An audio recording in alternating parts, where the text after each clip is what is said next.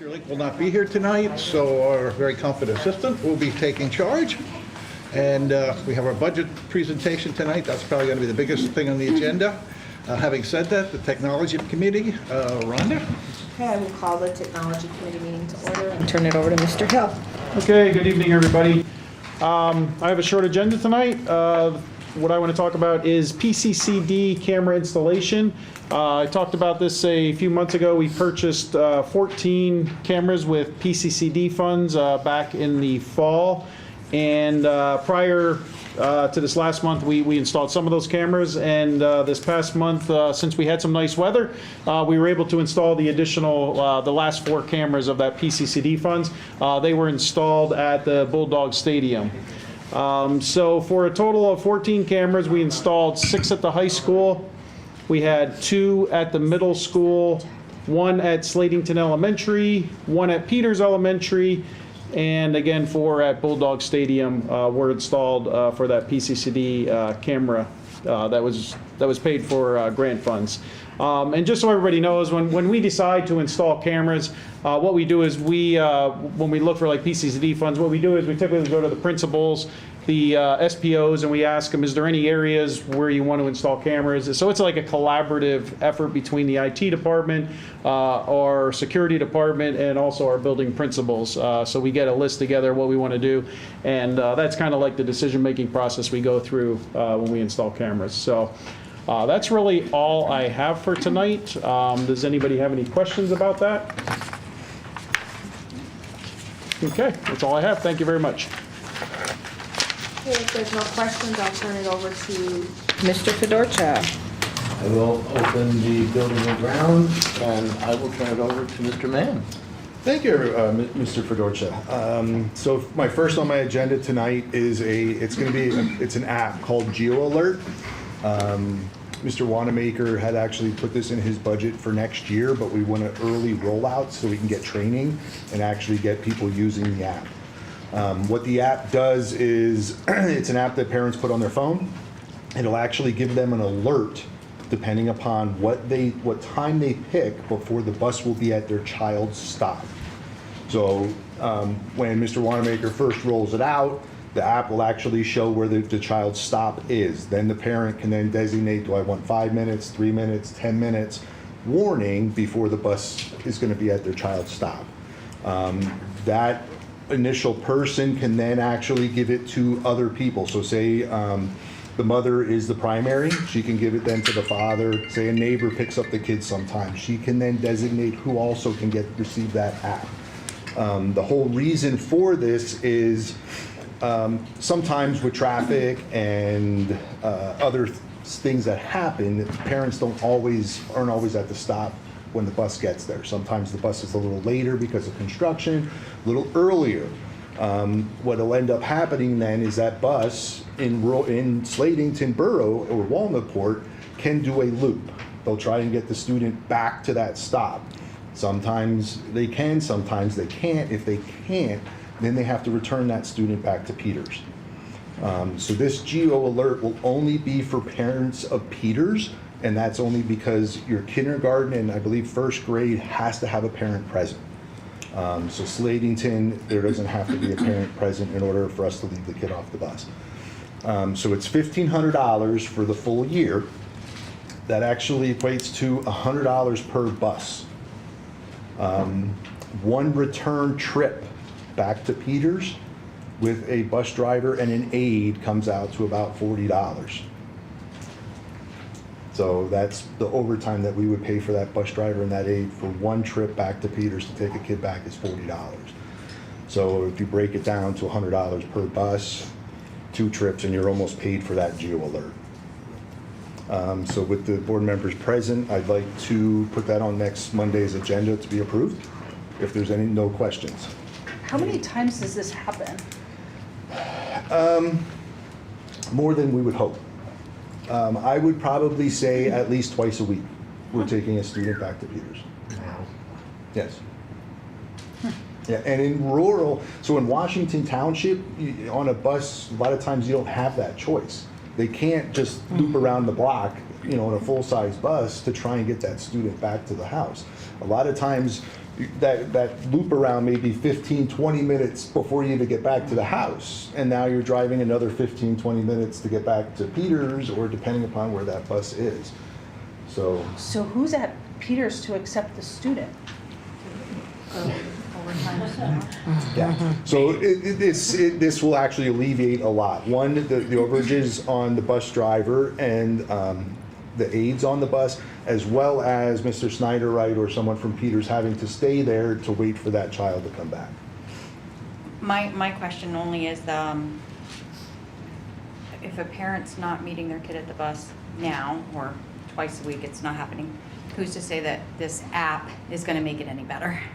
I'm just saying, like, they can ignore an alert. Absolutely, and we don't know that. We don't know that. We're hoping that maybe an alert on their phone, because just about everyone has an alert, everyone has a phone, that maybe an alert on their phone if they're doing dishes or whatever, and now they get that alert, oh, I gotta go to the bus stop. You know what I mean? So it's another way of reminding them, I guess, that it's time to get to the bus stop. Or if they have a sibling, the mother can give the app to the sibling and say, you have to remember. The alarm goes off, they can then walk to the bus stop and get their sibling off the bus. So are we going to do like a trial to see, maybe for a year to see if it works? If So it yes, doesn't work, that's- then we're not yep, going to yep. continue. So that's why Okay, so you'll let us know. I'm asking for approval tonight. It actually won't come out until next year's budget. But as long as I get the approval tonight, we'll go ahead and get the training. So the training will take about 2 weeks maybe, and then we want to roll it out late May into June. And the training's included with this cost? That's included with the 1,500, yes. And how will you introduce this then to the Peters parents that are, So they'll get an email. okay? Like, even for like the new ones coming in, kindergarten, they're gonna like have this, awareness to. Yep. Yeah, so right now, the transportation department as well as the IT department, they're working hand in hand to make sure that the new kindergarten kids coming in, as well as the kindergarten kids from this year going to first grade, that they have all their emails in Power School, so that will then transfer into the Geo tracker. Okay. I would also say Mr. Schneiderite and Mr. Briner, when they hold their family engagement meetings, and also we have KinderQuest coming up over the summer, those would be good opportunities for us to share this out as well. Do you know of any other districts that are using it? So the individual that we had spoken to last week, I don't know of anyone in Pennsylvania, but in Texas, which is where TransFinder, I guess, is from, a lot of schools use it. Okay, just curious. Quite a few schools, but now you're talking probably a lot more area than what we're used to, where it would probably pay off a lot more. But yeah, we didn't really ask them, in depth if there was someone in Pennsylvania that uses this. I think it's a good idea. Is this something that can be rolled out to other buildings, or is there an additional cost to that? So we could roll it out if we would include Slatington and Peters, it would go up to about 4,000. So it'd be about 2,500 extra on top of the 1,500 from Peters. But we don't really need it for the other schools because they can get off the Correct. bus. They It's can really get for off these without Peters paying. kids that, I'm looking at it too as just a, hey, my kid's gonna get off the school bus at 3:25. Gonna make sure they get off the bus at 3:25 and get home. That the bus wasn't in an accident or something else like that comes up, that I get it, we're doing it for this purpose because we have parents who aren't at the bus stop, but at the same time, there's more parents in my mind who allow their children to get off at a bus stop and walk home, that I'm actually more concerned about those students than I am if a parent's missing. That's a parent issue. You know, and I feel like putting something in because it's a parent issue of $1,500 when they should be accountable and responsible for their kindergarten or first grader, where I'm more thinking, how is the safety of all of our students getting home on a bus? Like, I feel like we're missing that part of it.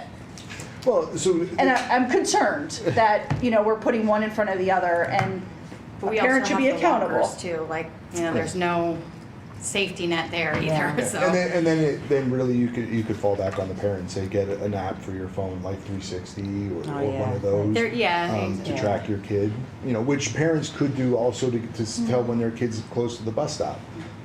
But this They is. could do that now We- without Yeah. paying $1,500 from the school budget. That's I see my, what you're saying. you know what I mean? Like, I don't know. I don't know if I Yeah. love it. We're trying to utilize the cost savings that we have within the transportation Right. in order to pilot this and see how it goes, with the hope that it alleviates some of the students being returned to Peters. I mean, we can always bring back additional data of how that goes in the pilot time to I see think if so. it's worthwhile. I think before we sign the next year, I'd like to see Yeah. the data on Yeah. it. My question would just be, is this a repeat of the same people that are Right. being returned to the school? Or is it just, you know, I'm too busy working and I forgot, you know, like how often does, you know, I can see that. But if it's a repeat of the same Right. kids being returned to school, then there's obviously something more going on at home. I could speak to that. I mean, I don't know every circumstance, but every single time that a parent's returned to Peters, the very next step is to call and reach out to somebody. There are times where, I mean, you know, you figure we're transporting probably, I don't want to give the exact number, but right around 300 kids every day. If every parent has one whoops a year, that's 300 returns. It doesn't happen that way. I would say that there are people that we have on a number of times returned, and we have a process internally in place to, you know, stress our concerns about that, because I agree with you, Ms. Husak, you know, it's the parent's responsibility to take care of their child. There are also times, so, you know, Mr. Mann mentioned it's a parent's obligation to be at the bus stop for kindergarten. At first and second grade, we're allowed to let them go off. However, with a 7-year-old whose mom or dad are there every single day and something happened that put them behind 2 minutes and the kid's at the bus stop crying because their mom's not there, the bus driver is not going to push him out of the bus and go walk home, right? So, you know, and I would, you know, I've never once pushed back on that. Like, if there's a kid that's upset, even if they're in first or second grade, because their parent's not there, we don't want them, we want to make sure they're okay. So, you know, we return them, and then, you know, again, I stay with them. Sometimes my secretary, depending on if she's needed as well. I mean, she's the one communicating. But so it's a mixture of both. There are some repeats that we go through, but again, we have a system in place to, you know, identify those parents and communicate more readily with them. I think it's worth a try. You know, try it, see what it looks like, get back to us and say, hey, we've cut it in half, or it didn't really work, and, you know, we can make a decision then when you have all the facts. We're trying to make a decision without having all the information, so that doesn't Are there usually any work. board members who were no on this? Not for Go ahead. this year. Okay. So the next on my agenda is, so the turf football field needs to be reconditioned. So we got a proposal for that. To get that done, it'll be $3,404.20. That's 2 reconditions as well as a GMAX test. They'll do one in spring and one in fall just before the football season. This is something that is built into the budget that needs to be done every year. So if anyone has a question with that, I'd like to put that on Monday Any night's objection agenda. to Going on the budget? On the agenda? Go ahead. Everyone- Does that like, I mean, I hear there's holes in like under the turf, like, would that fix that? So yes, so Good. they come through with a machine. Okay, It good. actually vacuums up all the rubber pellets. Right. It will separate, it has a metal detector in it, so it pulls out all the metal. It then relays all those rubber pellets as well as fluff the grass strains, you could Okay, call them. right, They're right. not really grass, Okay. it's plastic again. And it will lay everything back down so that Pretty it's straight even then. again. Okay, even, okay, great. Yep, This and is then- just an annual thing, though. Yes. Yeah. Okay. Yep. Just curious where the timeline is of our turf in general. So that will come up when they do come out their Sorry. first time. Yeah, my So question yeah, so asked. so when they come It's been a out, while since we talked about a new turf field, that's all. yeah, when they come out and do the first recondition, I did have them to do just a test on the field, see how many more years we can get out of it. Yep. So I'll know probably within the next couple months. Great, I'm excited. Thanks, Mr. Man, you're the best. The next one. So was that an okay? Did I get Yeah. approval for Monday? Okay. So the next one again is more preventative maintenance stuff that we do throughout the district. So the next one is the refinishing of the high school and the gym floor. So they come through, they sand the top of the floor, they make sure no the boards are loose, and then they put a polyurethane down. So again, we went with the same company that Greg has always used. It's the same people that come out. They know the district, they know the flooring. So we went with them again. How often does that get done? Every year? So we didn't do it last year, only because the year before that is when they went down to bare wood. Okay. If everyone remembers, that's when the floor was actually starting to buckle. So they had to go all the way down. So when we went and looked at it last year, it didn't need anything because it did go all the way down to the bare floor. So now this year we looked at it again, and yeah, it needs some TLC. There's scuff marks on it that won't come out. There's a couple small scratches. Not everyone wears proper attire when they walk in there, so sometimes you get scratches, tables are moved or whatever. So this year we're going to get it done, and then probably next summer we'll look at it again. If we can go every other year, that would be great. So any questions on that? Any objection? Okay, put it on the agenda. You put it on for Monday. Last, so we did have a roof repair at Slatington, which wound up being a warranty issue. We also have another leak at Slatington, which is caused by the skylights in the cafeteria. The company that actually put down our roof came out first and determined that it's not the roof, that it's actually the skylights. So they put us in contact with a company that our roofing company, Garland, uses. They came out and determined that, yes, it's the skylight itself. So to pull all our plastic skylights off, redo the curbing and waterproof that, and put 4 new skylights in, it's going to cost $13,250. You get a warranty on that? Yes, so it's about 10 years on the craftsmanship and 10 to 15 on, he doesn't know quite yet, depending upon who they get the skylights from, but he said anywhere from 10 to 15 on the skylights themselves. That's great. So once we get that number, I'll bring it back. It all depends. He's going to actually go out and find the best skylight they can, for the price. So it all depends on who they buy it from. The warranty would be great. So yeah, it will come with a warranty. Yep. And then we'll bring back the roofing company to make sure that the roofing matches back up to the skylights.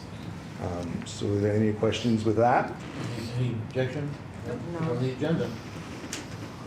And last but not least, so I'd like to ask the board to advertise for 5 summer helpers again, as well as a supervisor. We determined that the salary should remain the same. Last couple of years, they've really helped. They help out a lot every summer. So with the board's approval, I'd like to advertise again. I'm glad we can continue doing this.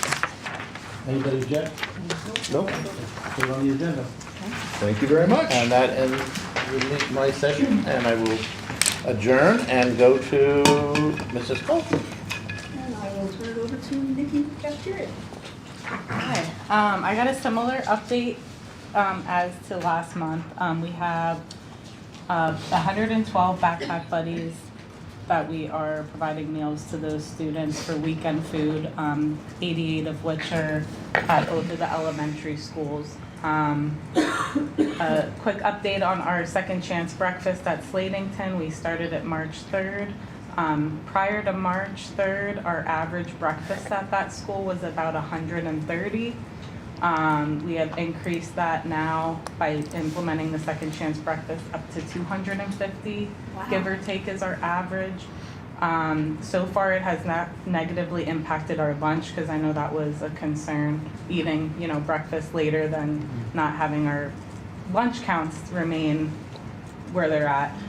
So they are averaging around 335 lunches at Slatington every day. So far, positive in the realm of our meal counts being higher at breakfast time specifically and serving more students at that time. Roundup at the register ended March 31st. I thought we were receiving our check in May, but they actually showed up today, and Sherry accepted the large check for us, right around 2,700, I think you said, a little bit less than what we got last year. Last year was like 3,200, but still, a good amount to support our Backpack Buddies program. Then for our summer food service program, as I said last month, we are eligible for 2 different programs, either SSO or NSLP. One would be open to the community at large. The other would be like a closed program that just feeds our camp participants over the summer. The applications just opened recently at the start of this month, and they're open. You can sign up for a summer program all the way up until 2 weeks before you're ready to start it. So there's no rush there, but once we determine what camps for sure are going to be run and things like that, I will be able to apply for one of those. I just read an article from Gold Star, which is our USDA distributor for all of our USDA products, and it was talking about the tariffs and how the 20% tariff on aluminum and steel, we should expect to see price increases on like any of our canned food, not going to impact us this year, but potentially next year. So that was something I recently read about. And then I am part of a Lenorco purchasing group. There's 9 schools that participate in this. Cisco, we had a 3-year contract with, which is our main grocery distributor. That will end this year, but we can extend it for 1 more year, which we did. And then this time next year will be a big point again where we'll have to go to bid for our main grocery items. So just throwing an update out there about that. And lastly, this time again each year, I receive what amount of commodity funding I will get to spend on USDA foods for my more expensive items and planning for my next year.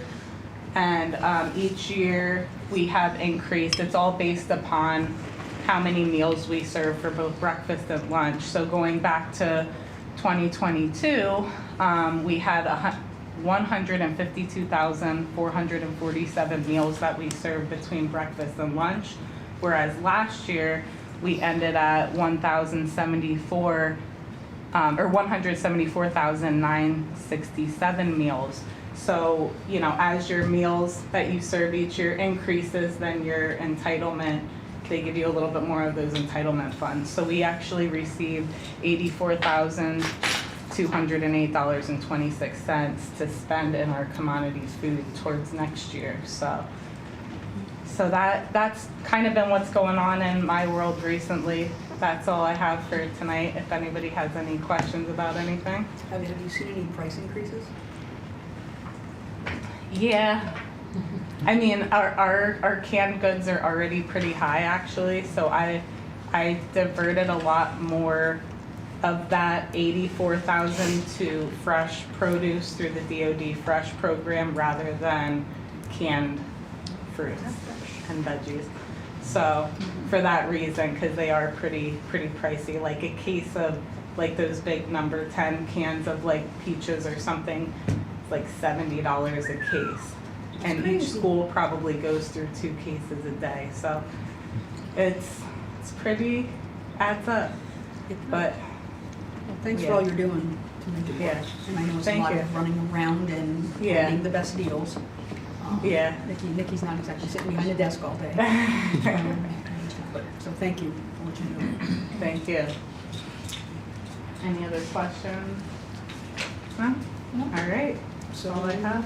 Sherry, are you up or is Dr. still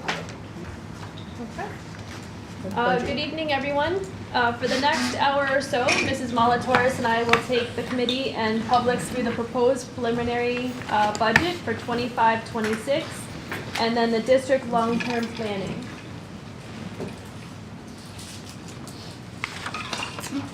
All right, so the first slide we have here is the building level budget slides for, actually that should say 24-25, but it should say 25-26, my mistake, I will fix that. But they are actually the same amounts that are currently in the budget for 24-25. So we gave them the increased $10,000 last year. They all still have that in their budget for next year for the 25-26 school year, and that is their dollar amount for next year.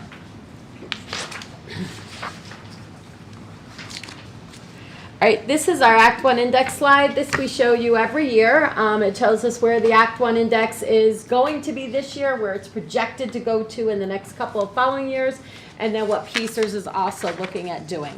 So currently, the Act 1 index is based on the statewide average weekly wage, and your employment cost index is what is used to come up with that Act 1 number. The Act 1 index for 25-26 is 4%. Northern Lehigh's adjusted index is 5.5%.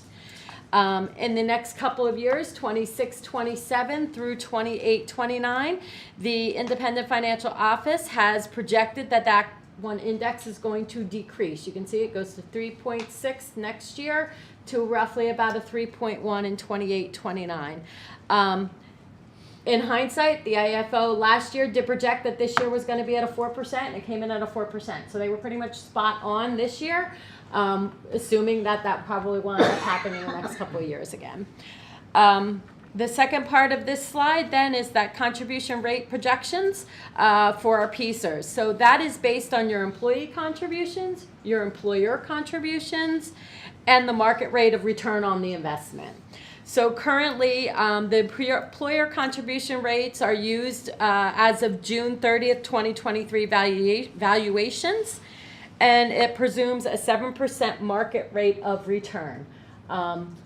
Hopefully it'll stay at a 7% market rate of return. Don't know what's going to happen. But 2025 is set at 34%. And going from 26 through 28, you can see that that rate is starting to increase. So PCERS employee contribution rates year after year are going to look like they're going to increase, which is a direct conflict to Act 1. So as Act 1 is going lower, we don't have the ability to raise as many taxes. As PCERS climbs up, it means we're putting more money out in the expense of PCERS. So these two are really working against each other. It doesn't give us the ability to raise taxes in order to cover PCERS with the increased cost in PCERS. Any questions? All right. This slide shows enrollment numbers for 3 years prior to this year, and then the projected or anticipated enrollment numbers for 25-26.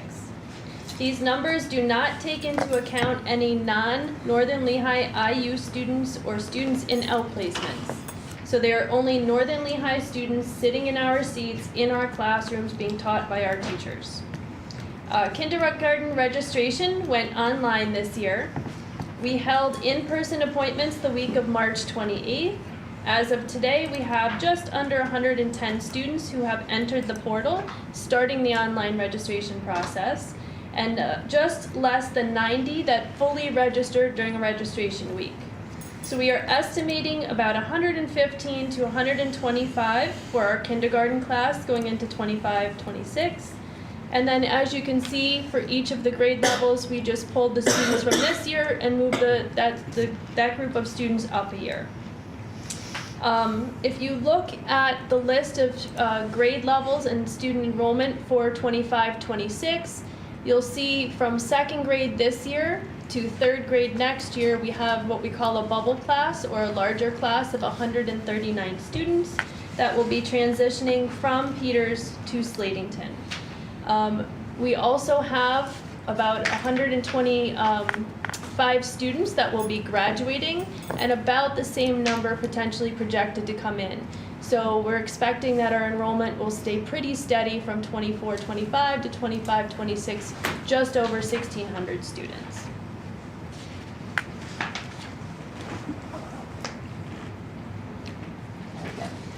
Okay, this slide is just a visual representation of the enrollment data from the previous slide, and this one's categorized by building. Again, you see a few years of enrollment data prior to this year, and then also projected for next year. The blue bars represent Peters Elementary School, the orange bars represent Slatington Elementary School, the pink represents the middle school, and the yellow represents the high school. Again, we expect enrollment from 24-25 to 25-26 to stay around the same, just over about 1,600 students. It's just going to be distributed amongst the buildings differently. So with that bubble class that we talked about on the last slide, moving from Peters to Slatington, you'll see a slight increase in Slatington and a slight decrease in Peters enrollment. Okay, this next slide shows our employee profile, again, historically this year and projected for next year. We'll start with the support staff. As you can see in 24-25, we had 118 staff. We are looking to increase that staff by 2 to 120 for the 25-26 school year. We'd like to add, administration is recommending that we add two positions into the budget. One paraprofessional would be assigned to Peters Elementary to help with first grade reading and math interventions. And one paraprofessional would be assigned to Slatington for special ed class room that is being created there. We'll talk about that in a little while. For the professional staff, administration is recommending the addition of a special education teacher, so to go from 130 employees or teachers this year to 131 professional staff for next year. That special education teacher would be at Slatington Elementary for an emotional support classroom.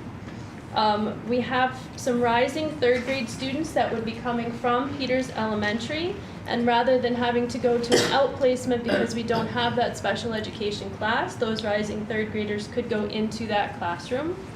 Additionally, we're looking to return students who are currently in an outplacement a little at a time, and we believe that those students that would stay in that classroom and not have to go to an outplacement, and the students that we would be returning from outplacements would be able to cover the cost of that professional staff member being added to our ranks. For administration, we are not recommending any changes, so we have 16 administrators this year, 16 we will keep for next year, and that would bring us to a total of, we have 264 employees in 24-25, increasing to 267 for 25-26.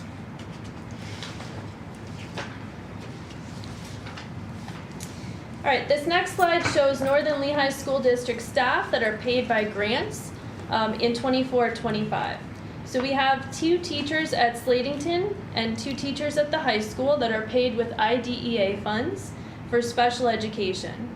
So 17% of that salary and benefits for those positions are supplemented by our general funds, outside of that being paid out of a grant.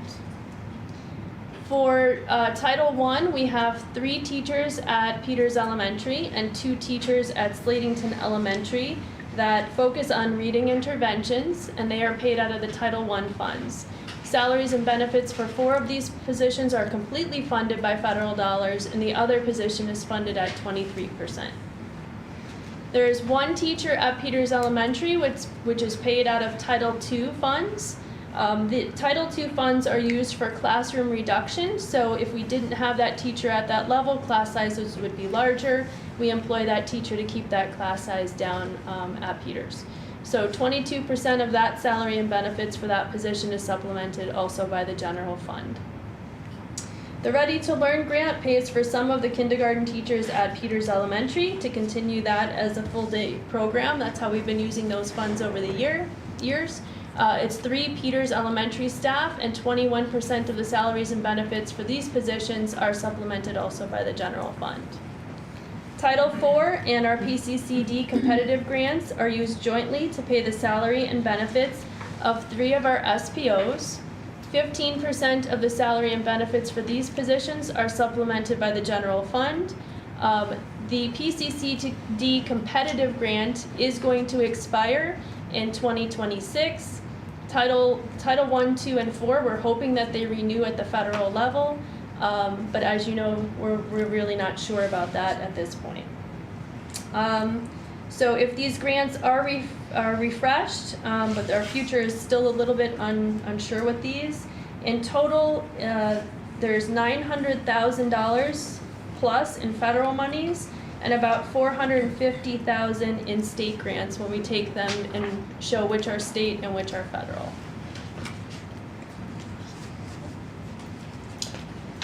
All right, so this is our yearly composite slide of how our fund balance has been looking over the last couple of years. So in 1920, our expenditures were more than our revenues, and we actually took a loss of about $160,000 that was taken out of fund balance in order to pay all our expenses for that year. Since then, we have been increasing and growing our fund balance. 2021 and 21-22 were big years. It was $2.4 million in one year and 2.5 in the other year. That also was our COVID years. So there was not as many expenses during those times that we had originally thought we were going to have. Revenues came in, and we just didn't have the expenditures to offset them. Last year, 22-23 and 23-24, we grew up by 1.3 and 1.9. So again, this year we agreed not to raise our taxes over the 5.5. That was done in a resolution back in December. So we are not looking at going over our index, and we did not apply for any kind of exceptions related to special education or PSERS. So that is currently where our fund balance stands, and this is a graph of that so you can see how it has been growing. Our current fund balance this year is just over $18 million right now. It's $18.04 million.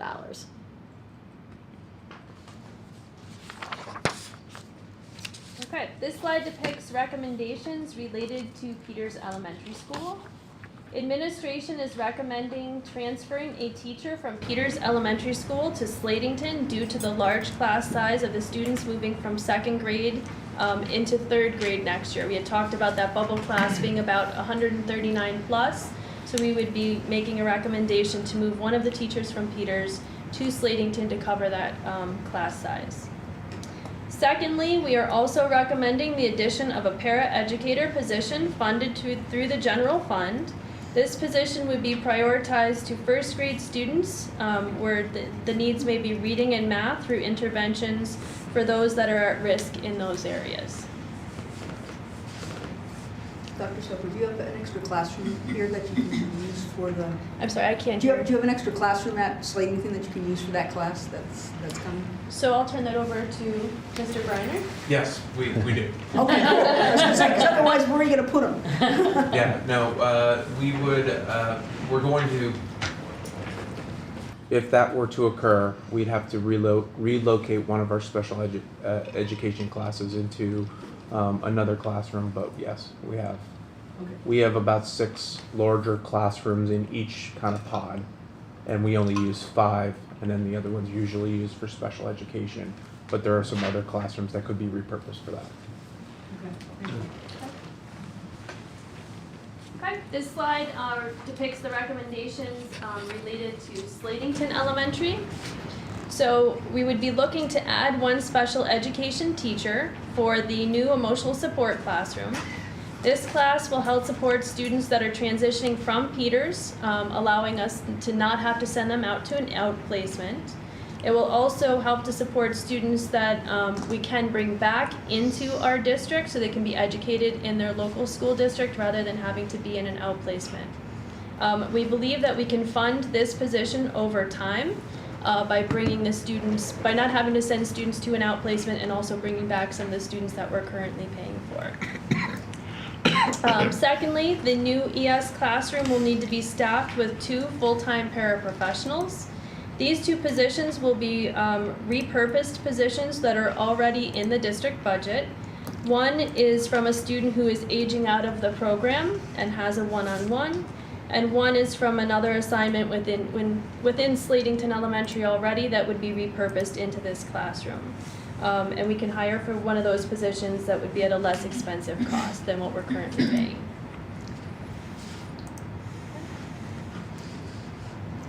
The next one shows our middle school. So the administrative recommendations for our middle school are the following. There is a retirement that is happening at the high school in our business, tech, and arts department. We are recommending that that vacancy be repurposed into a new secondary music position that will be shared between the middle school and the high school. This will allow students to have both choral and instrumental music in both schools. This will help to support the program, which is growing. We will use the 25-26 year as a rebuilding year for our business, technology, and arts department, and hope to be able to come back to the board to share some exciting work that we will be working on over the course of the rest of this year and into next year, where we're designing additional pathways that students will have towards graduation. Secondly, administration continues to recommend adding to our middle school building and relocating our 6th grade from Slatington Elementary to the middle school building. That will be this coming year. Am I assuming? I'm sorry? Say that again? That will be coming in this coming year? So this is something that we're still recommending as part of the potential common campus model. Oh, So- in other words, that doesn't, we're not, there's not room at the middle school to bring them over now. Correct. Okay, Yep. that's what I'm asking. I was a little confused when I read that. Yep, correct. By taking away or repurposing that business technology education, is that leaving a hole, or do we have enough staff to cover that type of curriculum? Hate to go back in the days, but balance a checkbook or budget would be something to think about. Yep, so those are good questions. The high school team, Mr. Pine, myself, have been working with the teachers in that department. So we've had a lot of conversations through our TCT time, which is part of the Lunch and Learn. We've actually been having separate meetings with some of the individual teachers as well. What we're looking to do is we currently have Future Ready as one of our course offerings. It's a full credit. That really encompasses a lot of the personal finance.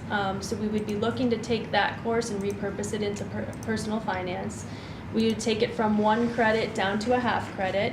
So the students would still get what is required through that personal finance class, and then we're looking to pair that with some other half credit options for students. So we had conversations with some of the faculty members that would be teaching those courses.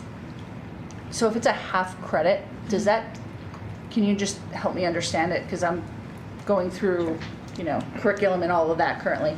If it's a half credit, is it a full year, like August to June, or is it a half a semester, and how many courses does a high school student get for that? Like right now they might have 4, but if it goes to a half credit, does that change something? So correct. Right now it's 1 full block of time as Future Ready. We would take that to half a block of time, and we're not sure if that's going to be a 45 days and every other day. We're looking at the possibilities for that class and asking for some of the teacher input on that. We have some other options that we're looking to, like I said, to pair with that we're working through.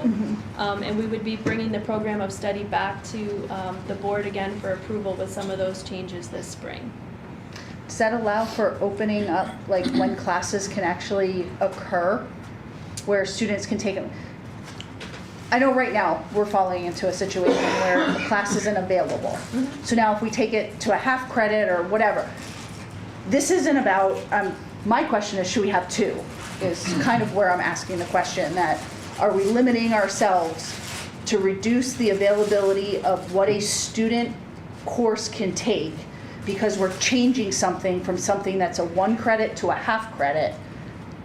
and limiting ourselves, which is not allowing some of our students to add to their portfolio of education. Sure. If So that I makes don't sense. think that we are, because we're trying to frame this as a rebuilding year. So we want to go back and with this department, the business tech and arts department, take a look and be very purposeful in the way that we schedule students, the way that we schedule teachers.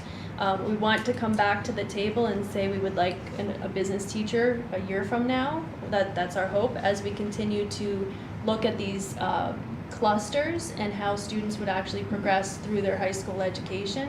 So we're thinking of having like a STEM program. We're thinking of having like a health promotions program, different tracks essentially that the students can go through. And we're trying to build the business department to be kind of one of those tracks, like business and entrepreneurship. So we want to take some time over the course of this year into next year. Mr. Pine is leading that work with our curriculum council, and Dr. Bali and Mr. Williams as well through some of our lunch and learn experiences. And we want to come back and show a very robust business program. Okay. I'm just seeing a lot of courses and a lot of decisions by students, and sometimes we're not putting them down the right track, that when they go to be recognized at a college level, that we didn't prepare them for that because we've added so many small things here and there that they're not able to go to a D1 school because they don't have D1 classes, or for music they don't have whatever requirements are required because we're taking these small pieces. So I get really concerned when we start to break it down to this level because of some reason, and I'm not sure what that reason is, but that's just my concern with doing this, and making sure that it takes our counselors a long time to go through it because it's so detailed, which is fantastic, and they spend the time to do it. But it's that student that doesn't know, or a parent that doesn't ask or something, and that student then can't go to a college of their choice because we missed something because we put a half credit course in. Yeah, That's what I'm concerned of when we do this. Sure, we're hoping that this is more descript so that moving forward, students will say, hey, either one, I know exactly what I want to do once I leave here and this is my pathway to get there, or maybe I don't. I want to try some electives and see what, I want to do once I graduate. And they'll have some flexibility to do that and then progress through whatever pathway they want to. So we're hoping that we come back with a more descriptive program that's going to be helpful towards everyone. Good luck. All right. Where are we at? High school? So again, this is the similar recommendation. So the administrative recommendation for the high school is again to repurpose that soon-to-be vacated business position from the high school with a new secondary music teacher to be shared between the middle school and the high school. So the thought behind this position is we currently have a music teacher who's teaching instrumental band, and that person would continue to be shared between the middle school and high school and focus on band. And then this position would be again shared between the middle school and high school with a focus on the chorus side of things. All right, so these are 25-26 cost drivers. So what's happening with our expenditures? Transportation is going up, as Mr. Mann had originally said. The new contract, every 15 minutes, once we go over like 3 minutes, we're charged 15 minutes worth of additional time. So every time those buses have to be out on the road for a longer period of time, we're paying more money. So that's a cost driver this year. We saw it in this year's budget, and it's increasing then again for next year. Bonds for the new middle school configuration and common campus. Now, our bond for next year would go, if we would decide at an April meeting towards the end of the month that the board is recommending that we move forward with this, our bond payment next year would be $505,000. I put that in the budget so you could see what that looks like and what it does to our budget. Depending upon what happens from that meeting, that can be easily pulled out of the budget. So I just want to be upfront with everybody that that is in the budget. New staffing positions, as Dr. Stoker talked about, that the ES classroom that's being created at Slatington, again, it is being offset by some of the outplacement costs that we have, which is also listed up there. However, we can get a student next week that comes in that has to be outplaced. So I left the budget the same in there and added that position. If we don't have a kid that we have to outplace, we have more expenditures in the budget that we don't need to pay for. So that money will go back to the general fund. Cyber charter school costs, again, we are at roughly about, we're gonna see in the next couple of slides, about 124 students in there this year. We have about 10 seniors that will be aging out at the end of this year.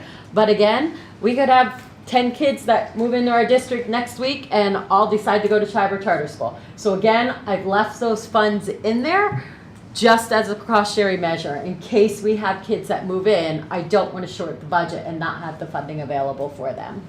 And then, as always, our PCERS and healthcares have increased, both of them by roughly about $200,000 each.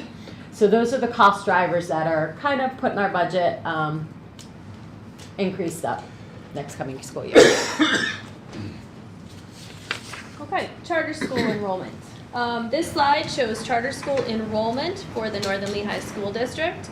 If you look at the color coding, you'll see that green is brick and mortar, red is cyber charter, and then blue is the combined totals of both of those. So currently we have 43 students in the brick and mortar charter. We have 81 students that are in cyber charter, and that gives us 124 students that are currently enrolled in some charter school. And this does not include Bulldog Academy. These are outside entities. Okay, this slide shows charter school costs for our district. So again, looking at this, we're looking at special education is in green, regular education is in red, and then the blue is the charter school funding for both special and regular education.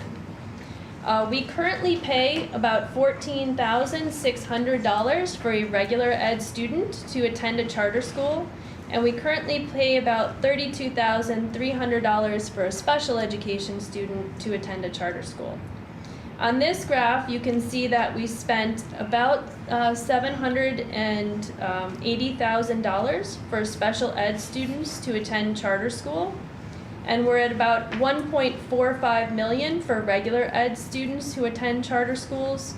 So if we put those together combined, we're spending about $2.23 million on charter school enrollment for students who currently reside in the Northern Lehigh School District footprint. There is a proposed House bill to cap regular ed tuition for charters that is currently out there for $8,000. They're looking to cap it at.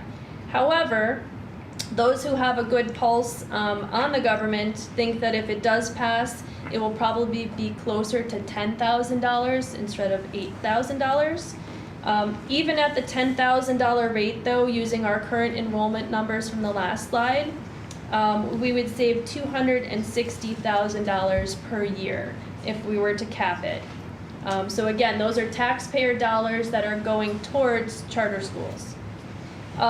There is also a proposed tiered system for special education. However, we don't know what that would look like at this point, but we do believe there would be a cost savings for special education there as well. And this is just so that you're all aware, it is only on the cyber charter schools. So the brick and mortar ones, they're not touching.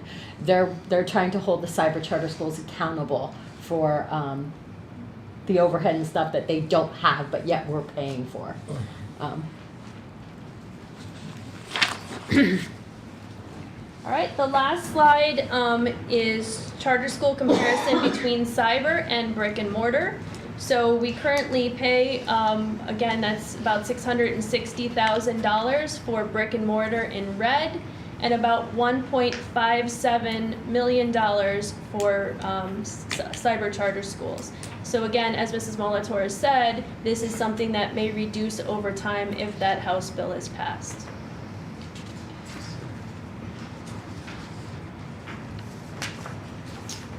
So we have the projected 25-26 budget. Real estate tax collection rates were increased during the 24-25 school year to 94.75%. And actually that collection rate was based on an average over the past 3 years. And the collection rate percentage was definitely in line with what was collected. We were within like $30,000. So the collection rate was really right on target at 94.75%. Federal revenues are currently budgeted at the 24-25 rates because we have not received our federal funding numbers for the 25-26 school year yet. So they are currently flat funded in the budget. We will increase these numbers if received prior to the final budget adoption. Governor Shapiro's budget includes an increase in BEF funding for our district at $276,383. Included in this budget is $176,000 increase in basic ed funding, leaving about $100,000 not budgeted. So if the governor's budget would pass as is, we could add another $100,000 back into the budget for additional revenues. Governor Shapiro's budget includes an increase in special education funding for our district of $81,000. Included in this budget is $41,000 of that $81,000. So if the funding comes through as is, the governor's proposed budget, we would have another $40,000 that we could add back into the special education budget. The Ready to Learn block grant, again, is flat funded for the 25-26 school year. And again, that is used to pay for 3 teachers out at Peters Elementary School in our kindergarten program. And the district will again be receiving that tax equity supplement adjustment amount, which is $24,000, and that will be used to offset a debt service payment.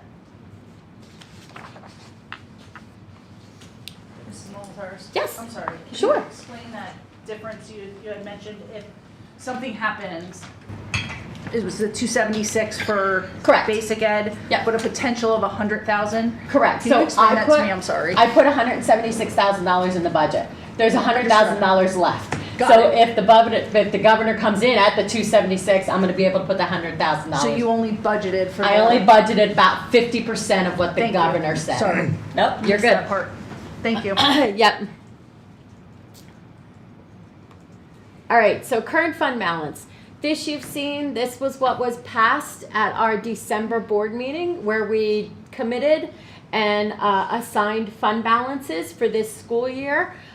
This was as of June 30th, 2024. We had $18,043,000 in fund balance. And we were projected to use about $1,079,000 to short our gap in our expenditures versus revenues in this budget for this school year. So that was approved at the December board agenda. I want to just point out there, I have a line in there that was on, that was approved in November, or in December, sorry, of capital reserve fund transfer. So there's $1,996,332. Eventually, I'm going to recommend that we move some money out of our current fund balance that is just sitting in fund balance and move it over into capital reserve. So we have it earmarked for these bigger projects. As Mrs. Husak asked, the turf that's coming up down the line. We're going to need track resurfacing. We're going to need, we're talking about, possibly lighting at the stadium. Stuff that has to happen in our buildings. That was part of the feasibility study that may not be part of a reconstruction or a renovation when we do that.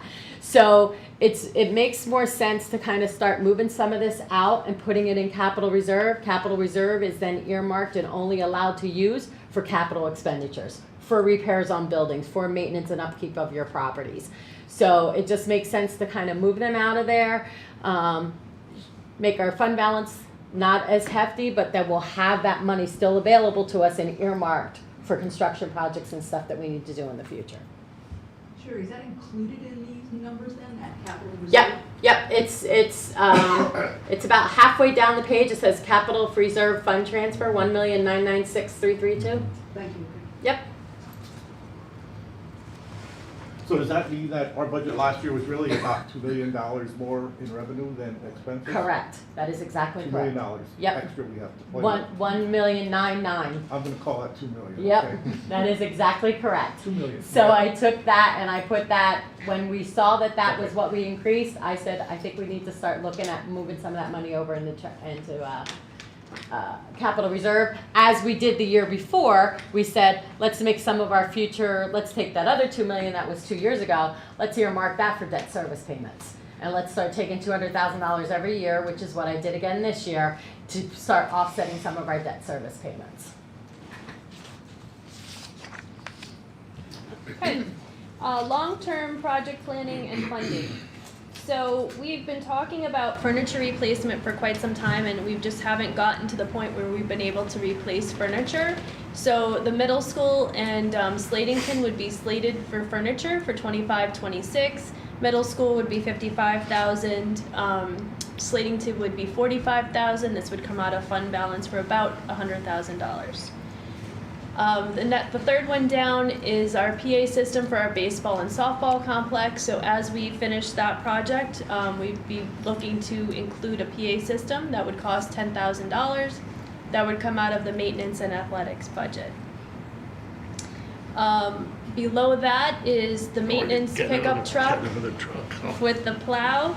So we have that slated for 25-26. That would cost about $55,000 and come out of our fund balance. Next down is the high school flooring replacement.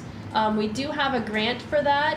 We would be slating to start that in 25-26. The cost of that is $270,000. It would come from the PSFI grant and also the fund balance. So I'm just going to pause for a minute and let Mr. Mann talk about that a little bit. So the 270 is the 25% that we're required to pay for the $1.2 million project. So that's the share that we have to pay, again, on a $1.2 million project. So with that being said, we can finish the entire building with an additional $425,000. Now, again, I'm not asking for anything now, but just to throw some numbers at you. So for an additional 425 with the 270, which gives you roughly $694,000, we can do the entire high school. So. What would be missing right now? What would those additional, where would that be? So again, the grant is only covering the 49,000 square feet. So it's the majority, if you can think in your mind what the cafeteria tile looks like. So any of that style tile throughout the whole building. So the grant will cover 49,000 square feet. That leaves us with an additional 29,000 square feet of tile or the ceramic tile in the main hallway, the new science wing that we did put tile down in, but it would all match the epoxy flooring then. Easier maintenance then? What's that? Is it easier maintenance? There's zero maintenance on it. Zero maintenance. There's no waxing, no stripping, wet mop. They say once, according to the people that are putting it in, once a year. If there's something sticky, you could do it every week, but mostly it's just a wet mop over the top. Any type of gouges, furniture falls or something like that, they come back out. They will pour an epoxy back on the floor and put clear coat back over top of that, and it's like it's not even there anymore. So it's very durable, zero maintenance, and so if we would add the total of the grant along with the 400 and some odd thousand to do the entire school, we come at about $1.5 million. Of that 1.5, we would be responsible for 694,000. The grant would cover $808,000 of that. So I'm just trying to throw some numbers out there so that you can see that we may never ever get the chance to find a grant that we're only on the hook for 25% again. And also the 29,000 square foot, we can break up over into 2 years. That wouldn't have to be 1 year. So we could do it in one summer, half of that, and then the next summer finish it. So we could break up the payments as well.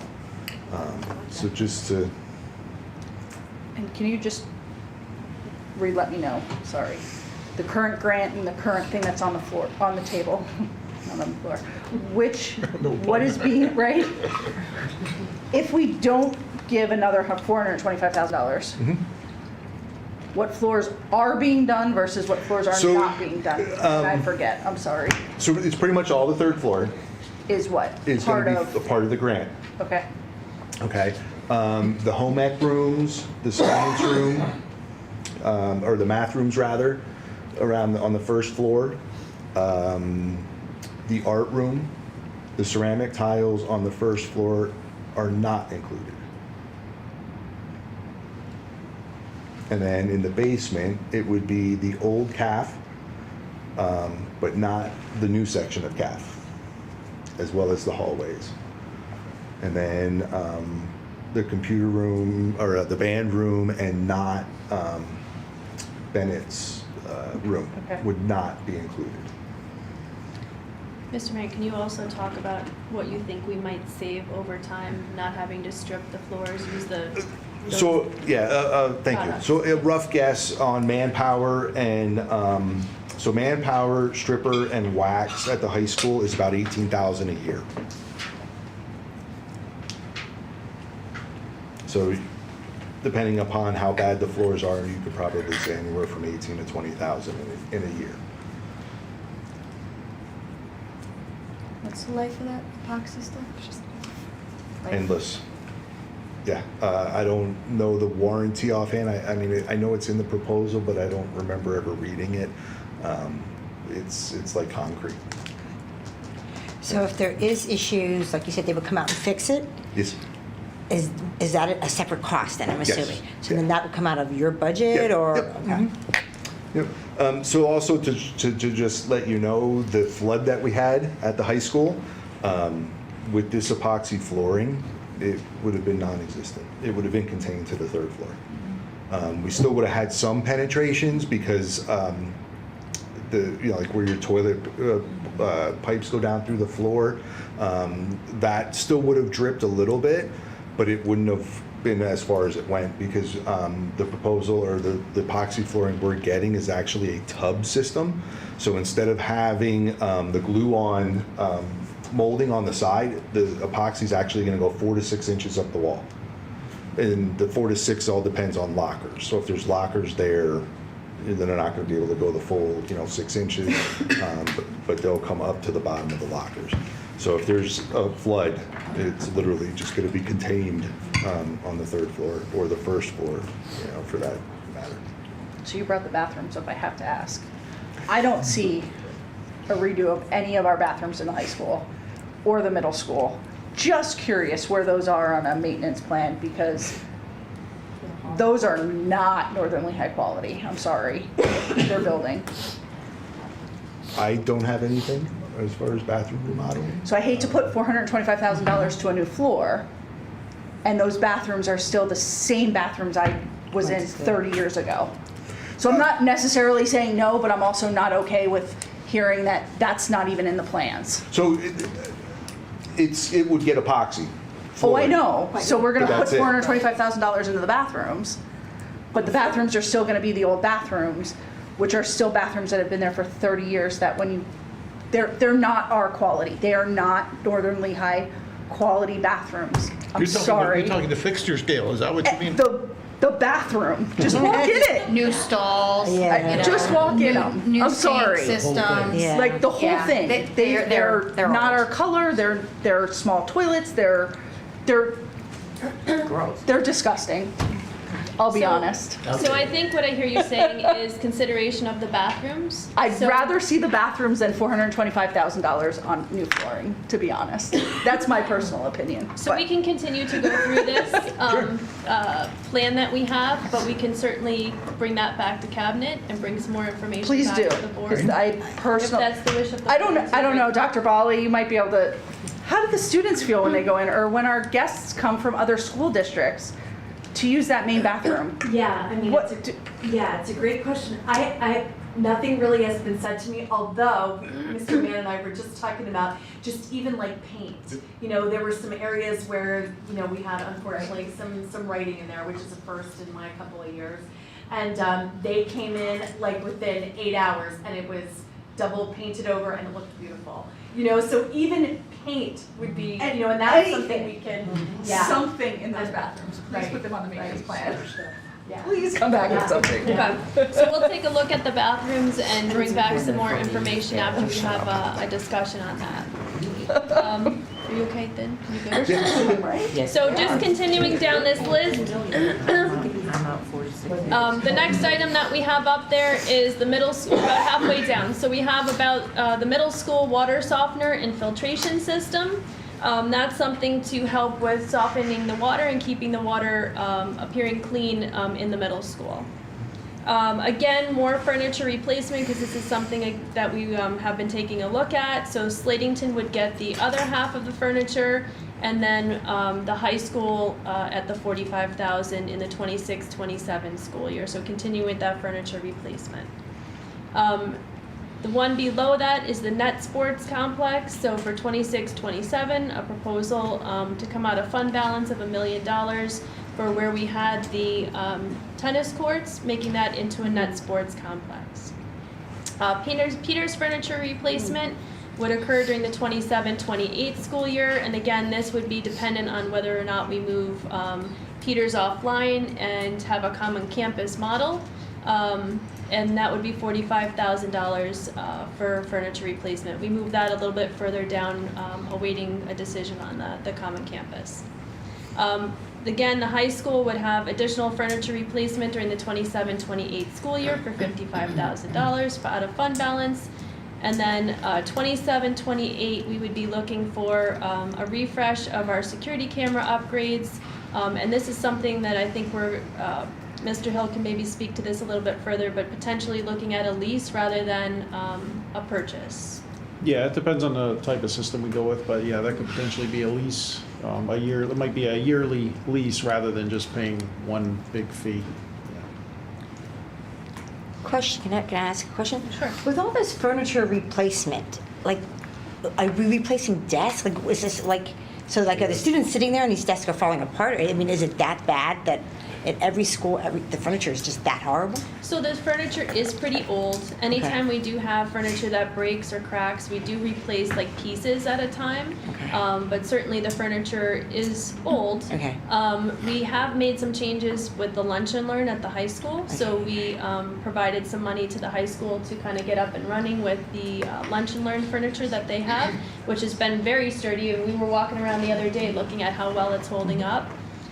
We also, within the middle school library, have some versatile furniture. So we found some pieces that can be moved around, have wheels on it, things of that nature. So we're looking for furniture replacement because some of the pieces are old and breaking, and you know, it's just kind of the time. But also some of that flexible furniture for the learning models that we have in different classrooms. Do you have a total on it? Is that about 7 million? Is that about what it is roughly? Total of all that, about 7 million? Oh, Yeah, I do not have a total of that. Oh, okay, I just thought maybe you had it. I was just rounding it roughly in my head, but, you know.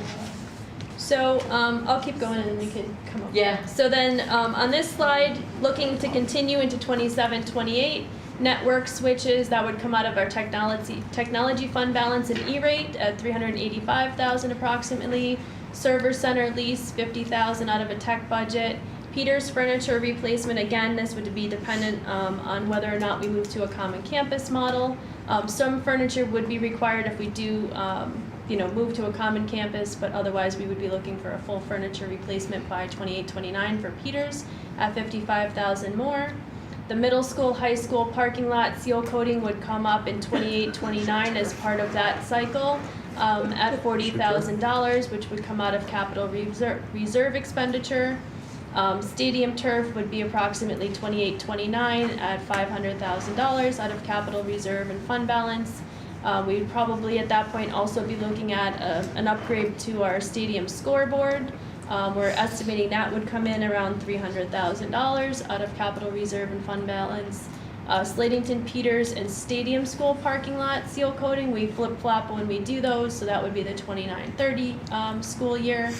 $50,000 capital reserve expenditure. The chillers at the high school would probably be needing to be looked at that point in 29-30, potentially $200,000, again, capital reserve expense. Stadium track 29-30 at $100,000. Stadium press box in 29-30. We are currently researching what a potential cost would be for this, depending on the structure that we're looking to erect. So that would come out of capital reserve and fund balance. Large utility shed and pole building, potentially 31-32 at, is that 100,000 or 1 million? It's $1 million. Stadium lighting's $1 million. Is that where you're at? No, the one. Oh, the large, it should, yes. Is that 100,000? No, it should be $1 million. 1 million, okay. That's what they said originally. 1 million out of fund balance, and then stadium lighting upgrades for 32-33, potentially 1 million plus out of capital reserve expense and fund balance. So in quick math, it's all just over $5 million. On that whole list? On the whole list, both pages.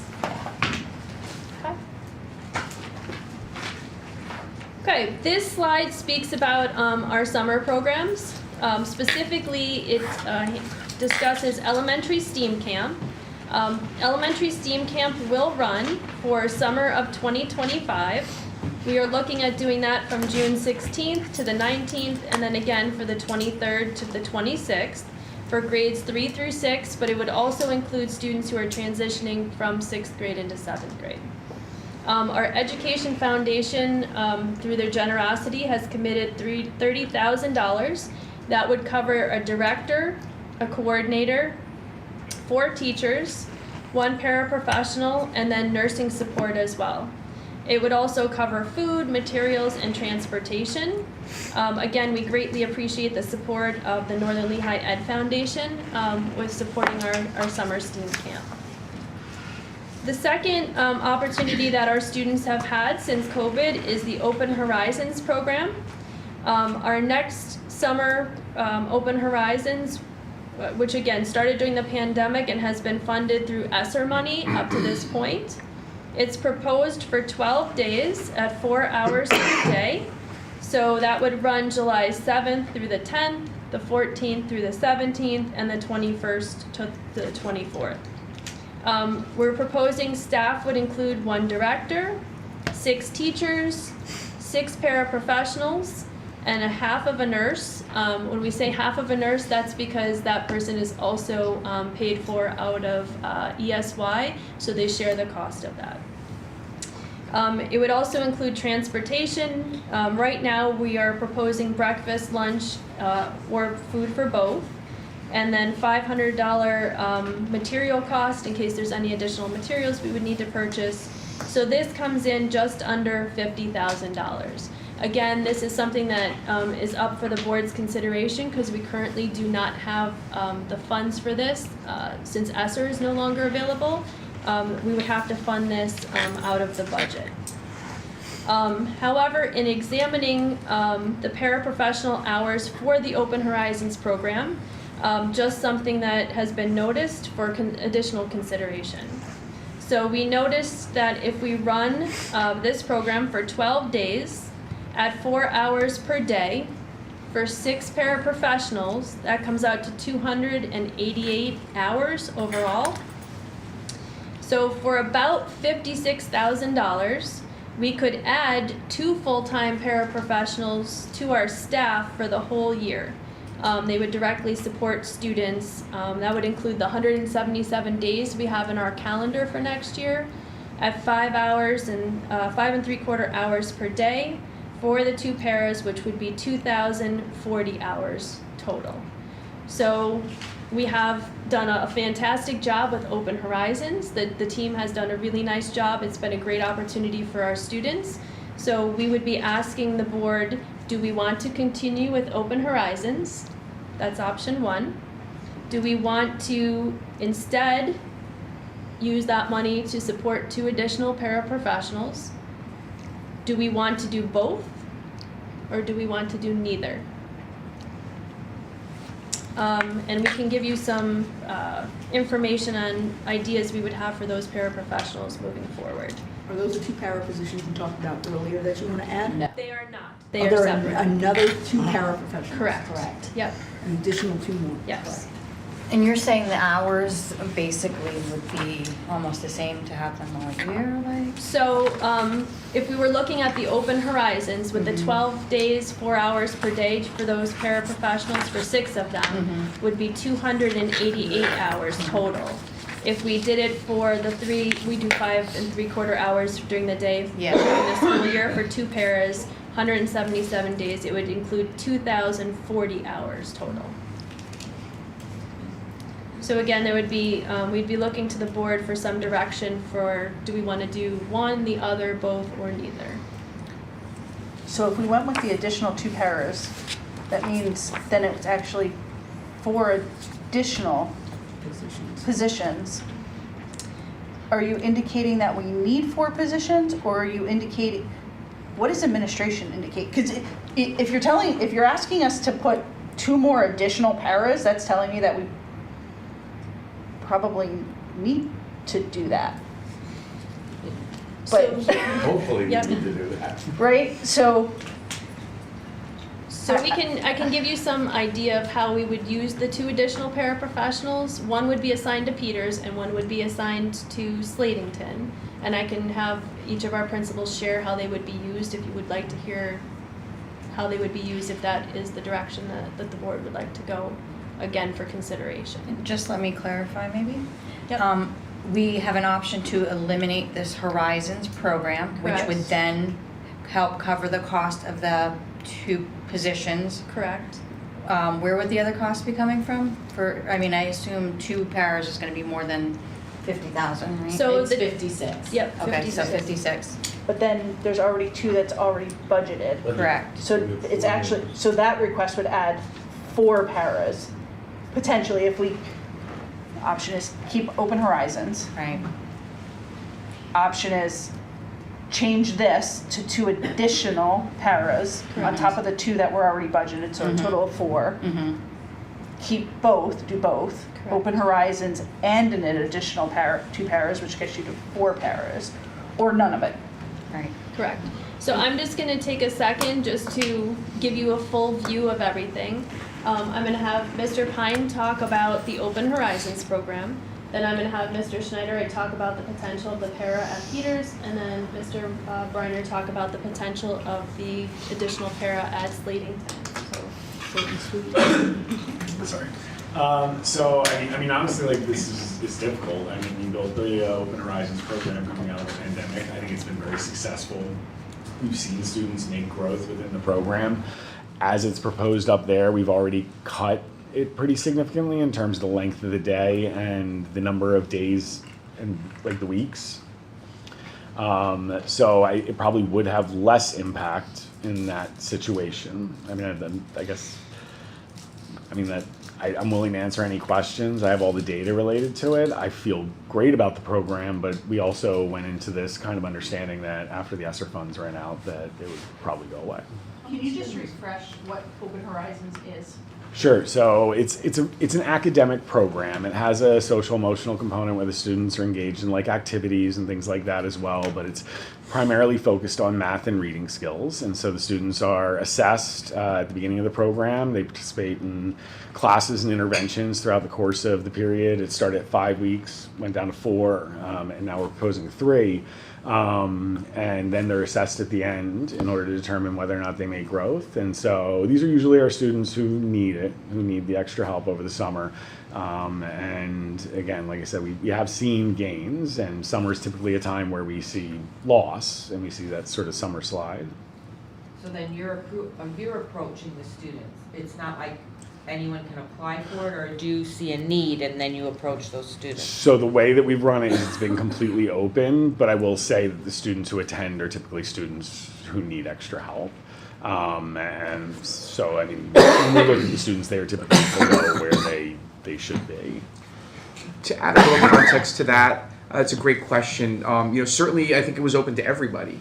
But there were times when it ran and it was funded by the ESSER funds, When we get to the end of the year and we'd be concerned about a student, right? We're considering retention because they're falling far behind, or they had a number of absences due to a medical problem. They missed 3 weeks in May. What we would then do as principals is reach out and say, we would highly recommend that you look at this 4-week program, which we believe would benefit your child. So we did, even though it was open to everybody, we did target at the building level when we thought it was necessary, students that it could benefit.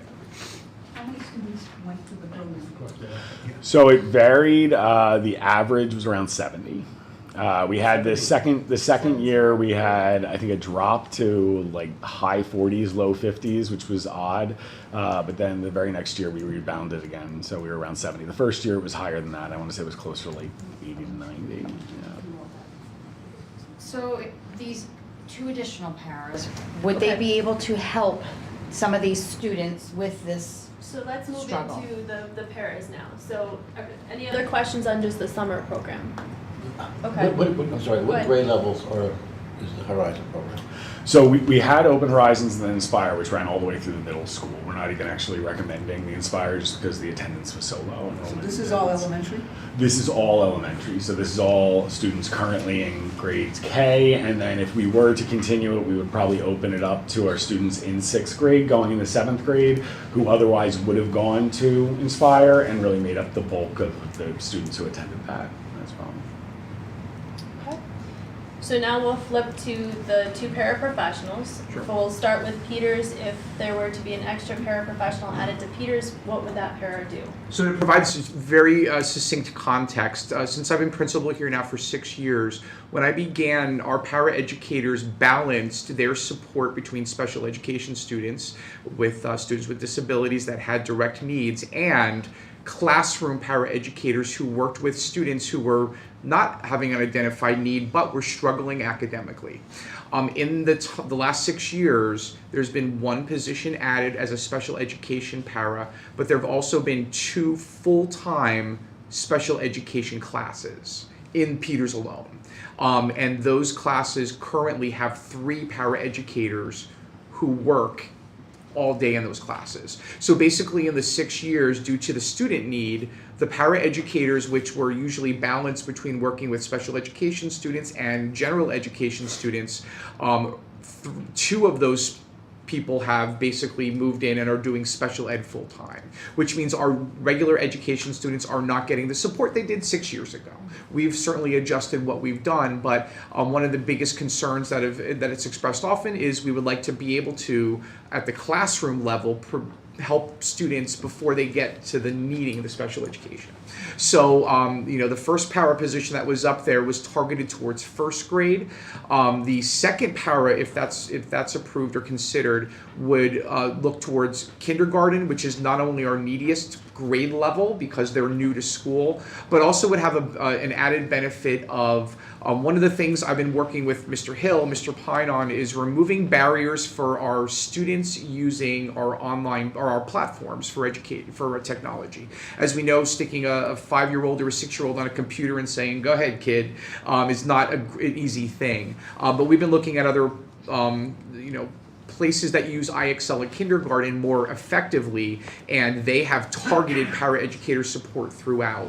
So if we had an extra position, I would look to target it towards kindergarten, academic needs, but also supporting classroom needs to assist with the use of technology at that level, which would be a great benefit to our teachers. Okay, any questions on the para for Peters? Are either of these, help me out, are these in the budget now, both of them, or none of them, or?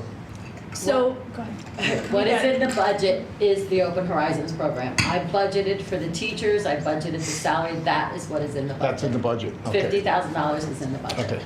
Yeah. So the paraprofessionals is not, the 2 paraprofessionals are not in the budget? Correct. That would be an So addition. if the board would Additional decide 2 we want to do paras. the paraprofessionals and not do the Open Horizons, it's just moving the money from here over I to understand, salaries and yeah. benefits. Yep. So if we don't get Mr. Manny's truck, we can hire them. There you go. I personally like the idea of having paras throughout the school year, I feel like there's more benefit to the students to have that extra help throughout the year rather than in a 12-day program that's very accelerated and very hard for them to, you know, retain a lot of that. So. Let's continue with Slatington just to hear what that paraprofessional will be used for at Slatington as well. Sure. So, as what's already been discussed, there's the potential or the proposal to open a ES classroom at Slatington Elementary School, and to be able to do that, we're also adding 2 paraprofessional positions to that classroom. One of which is coming from a repurposed position elsewhere, one of which is coming from a repurposed position in my building. So what that basically means is I'm going to have to look at the needs and condense where my people are currently in my building, and target them to where those needs are, to create that kind of opening in a position that I would then move over into that classroom. So if this position were then added to the building, it would be added back to what I condensed. So basically keeping me where I am right now with the needs and also supporting the classroom, if that makes sense. Do you want to add anything, Shelley? No, I mean, you know, the 2 that we're talking about, one is a one-on-one that the student is actually graduating, so that's already been in the budget, you know, and the other one is the one that Mr. Briner just spoke about that he graciously gave up to make the emotional support classroom successful. Any other questions, or you'd like to have a discussion? Just a general question, as those special education students are increasing, are we reviewing what the cost is? I know we don't want to outplace them, and I know there's waiting lists at certain places. I understand all that. We continue to add to our staff here, which at the end of the day, if we add staff here, Parkland's adding staff, Northwestern's adding staff, sooner or later there's just no staff no matter where you're going to put these spots, right? So I'm just curious, are we looking at it and putting the right students, like in an IU program, or the right students outplaced when they're supposed to be? Are we re-looking at that during that time, rather than, I hear both of them say that our regular ed students are not being able to see the remediation through a paraprofessional, which is a concern to me, because to your point as principals, I completely agree with you that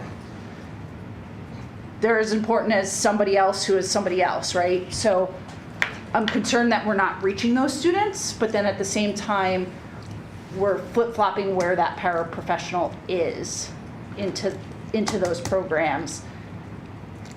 And are we looking at that cost? I'm sure you are. It's just a general question. Right? So every year I reevaluate, you know, we started the kindergarten to 2nd grade emotional support, full-time emotional support, because we saw a lot of kindergartners coming in that needed a lot of assistance. That program is now successful. We work with Centennial. The concern for me is now we have 2 students that are going to age up. So they're going to go to 3rd grade, and I'm either going to have to outplace them or we're going to have to start a class, okay? I have 7 other students in that same age range that are outplaced.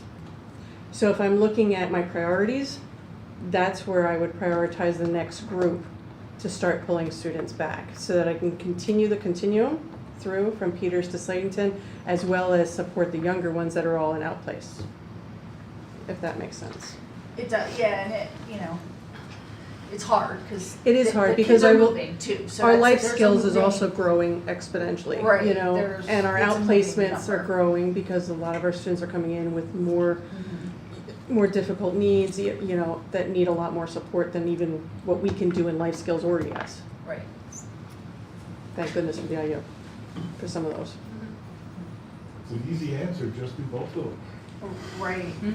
Plus the bathrooms. Plus the bathrooms. Plus the bathroom, is that what you said? So we would, looking for direction from the board, you know, in this realm. Do we want to continue with Open Horizons? Do we want to fund the 2 paraprofessional positions? Do we want to do both? Do we want to do neither? Are we allowed to see the full budget before we Yeah. give you an answer?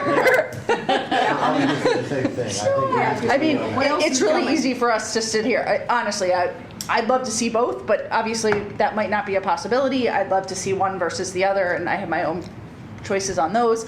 But it sounds like, okay, it's $50,000, but we're talking $50,000 here, and $50,000 here, and $50,000 here, and $50,000 here, and all of a sudden we didn't see the full number.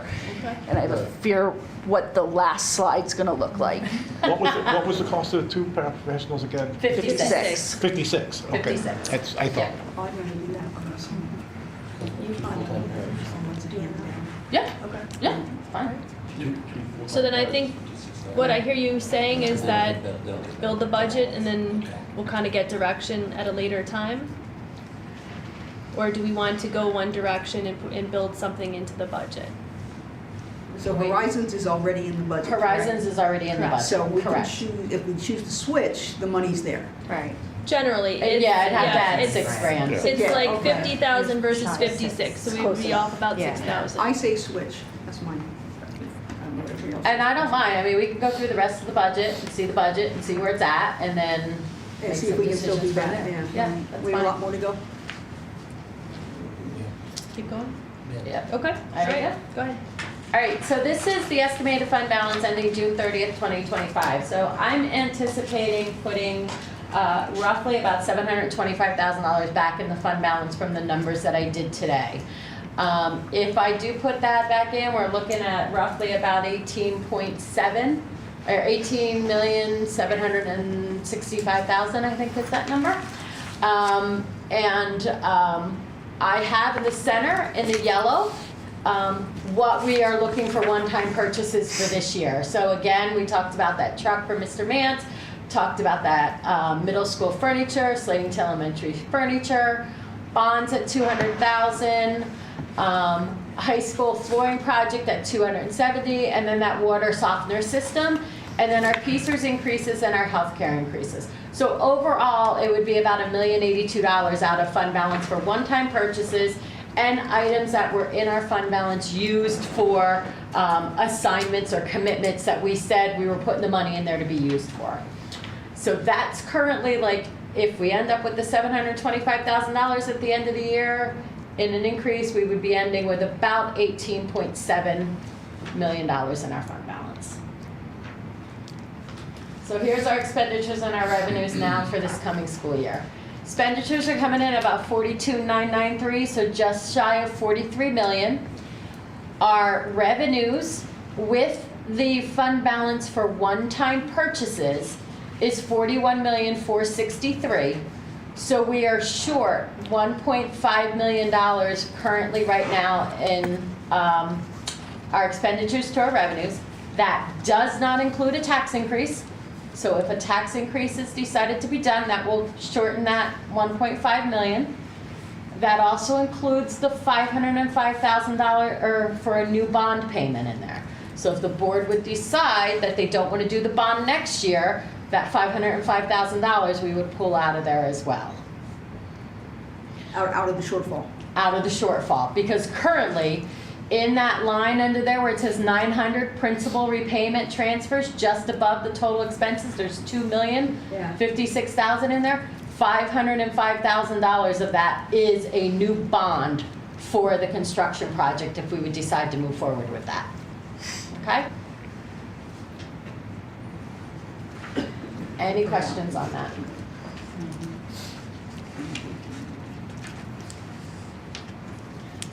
This is just an expenditure form in your blocks of how it looks like. So again, your district expenses and salaries and benefits are over 63% of your budget is that.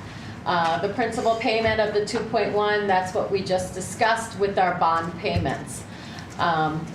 The other one that is high is that other contracted services. That's your outplacements, that's your IU costs, that's your cost for LCTI, that's your cost for L-Tri-C. That is all in that one. So those are the two buckets that are the very large buckets. And then the other one is your principal payments. The other ones are small compared to those. And then what's our revenues looking like? 22.3 million is basically our local revenues. Of that, 53.9% of that is our local revenue. So that's our taxes, that's our EIT, that's our PERTA tax, it's commissions when people come into football games. It is per capita taxes. So this is all of the local revenue that we get from local people. Our state revenues are at about 17 million. That is, of course, your basic ed and your grants and your special ed funding. Federal is about 600 and some thousand. That's your Title I, Title II, Title III.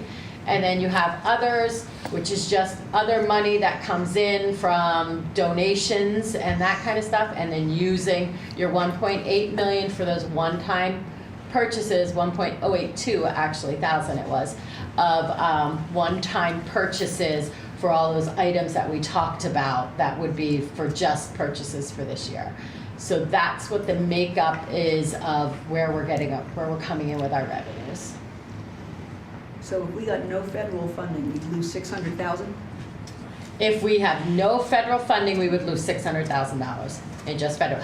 But however, some federal money is IDE money, which is in the local revenue because that's a pass-through through the IU. So it is considered federal funds, but it's actually recorded in the local revenue because we get it from the local IU.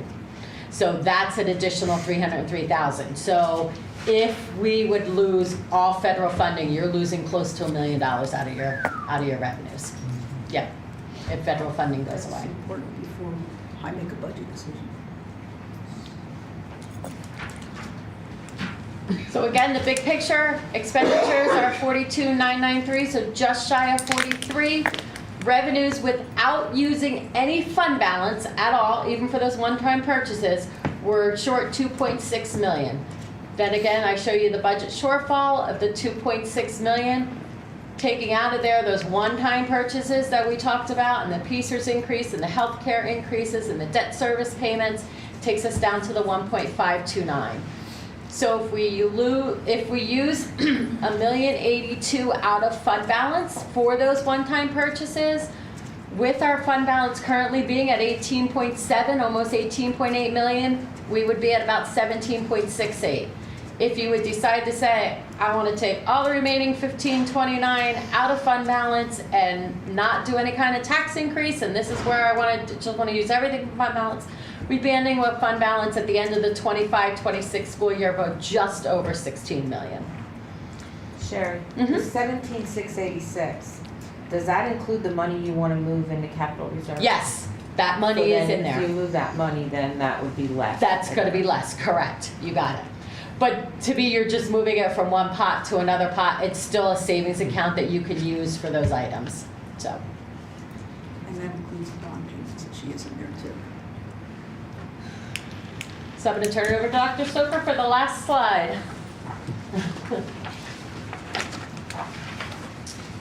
Okay, so administrative recommendations would be to utilize fund balance for one-time purchases. We'd be about $443,000 in that area.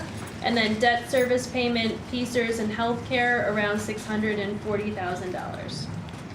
Consider a tax increase in conjunction with utilization of fund balance so that we can close the gap in addition to generating some revenue for upcoming years for possible construction or renovation projects. We continue all the time to look at grant revenue opportunities to fund positions such as our school police officer, our social worker, and other positions. Continue to search for expenditure savings such as reintegration of outplaced students like we're looking to do with that emotional support class. Planning to extend the Northern Lehigh High School flooring project so all floors are replaced over the coming years. And then understand that this is the proposed preliminary budget, and hope to approve it at the 5.5% tax increase with the understanding that this will be adjusted down for the final budget. So at this time, we'll open that up for discussion. The money that you have in for the bond payment, Yep. is that with the understanding that we do soup to nuts? We do everything that's, What do you mean, well, would that be funding the entire project? for the, moving the Single students to campus, sixth yes. grade and then over here? So that would be phase one of that. Okay. We would have another $500,000 we would do next year and another $500,000 in the third year. So it would be increasing our debt service payment. I believe it's 1.5 million over the next 3 years. Okay. That's just for the sixth grade transition. It's for sixth grade over there. It's for Slatington over here. For moving Peters over here to Slatington. So the 505,000 for this year, I think is roughly 15 million. I think it's roughly around 15 million. I think the the middle school project is somewhere around 14, 15 million. So I think that would give us enough to do that whole project. And then the next realm is the bigger addition here because we're bringing over 3 grades there from Peters Elementary into this building. So you're adding 500,000 on each of the times you do a project? Correct. Okay. Yep. So we'll go up to 1,500 once we get all three. Right. Yeah, 1.5. 1.5. Yep. Don't forget those. Yeah, don't forget those. Hundreds of dollars, millions. Okay. Any other questions or recommendations, direction you would like to see the next budget go? I don't want to harp on it, but I really agree with Gail. We need to look at our facilities at the high school. Donna, can you repeat that? I said I hate to beat a dead horse, but I think we need to look at the facilities at the high school from a perspective of the community coming in. I mean, we're making all these great renovations, and it's, like she said, it's just not reflective of the district. My personal perspective. Yeah, I would like to see what would happen if we did redid the bathrooms. You know, even some of the major ones, the ones that are, you know, focal points for when we have things, it wouldn't have to be every single one, but at least the ones at the high school. I think the middle school might still be pretty old too. I mean, I would almost rather forego furniture and even some of the, like that sports complex, and see what the bathrooms could be more improved. Yeah, I don't know how much money we're I don't we're know what it talking. would I mean, cost, yeah. It's not gonna be cheap, but. I'd like to see that, you know. I can absolutely get numbers together. Might not be in this budget, but. Right. Right. Any other direction, recommendations, questions? If we were choosing between the New Horizons and the para, I'd go the para, but I don't know if that's gonna make the full budget, but that would be my decision if we. Yeah, I agree. I would forgo the Horizons and put in the para for the full year. That's not gonna have a significant impact. No. No, but it's No. just, they just wanted some direction Yeah. for that, so don't waste your time planning Yeah. that. Has there been any, I mean, it's kind of like the tariffs, they change every day. Any gut check, gut feeling on those federal or state funds? Think we're pretty safe for the 25, 26? Or are we concerned about that and we should be thinking about it harder than nobody has a clue?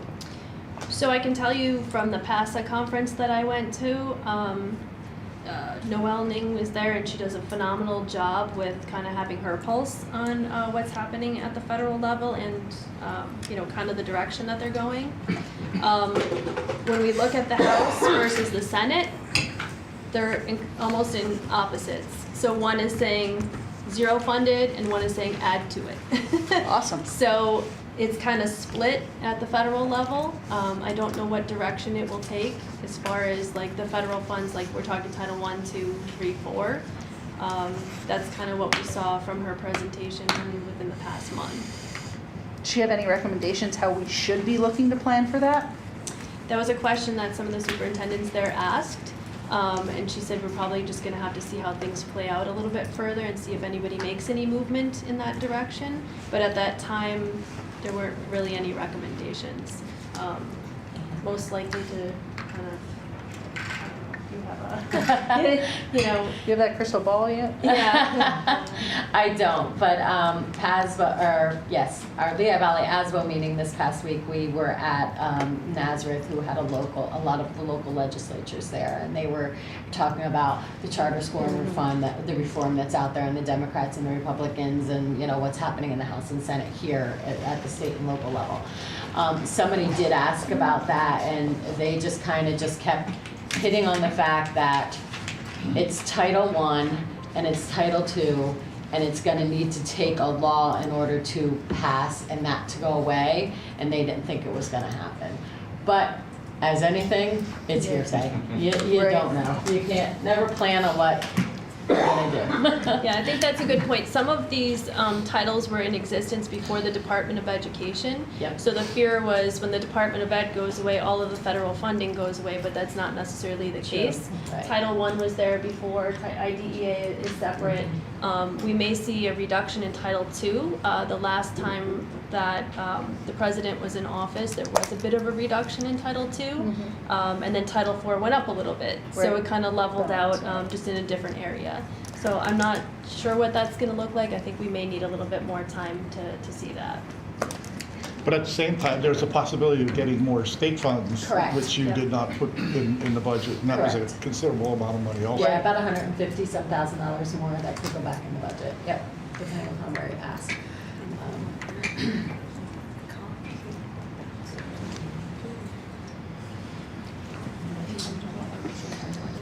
Yeah, sure. So I'll show you this just briefly. This speaks to the information that we had from the presenter I told you about. And I think you'll see here just the difference.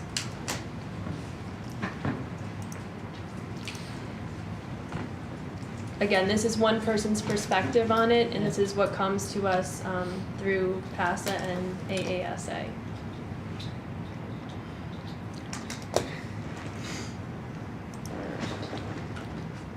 Get your estimates. That's about as clear as what we believe it to be. Yeah, I'm not- You're right. Push the button. What just happened there? Yeah. Got better. Blank slate, yeah. Let me try that again. Let me just see. What happened there? Good. Good.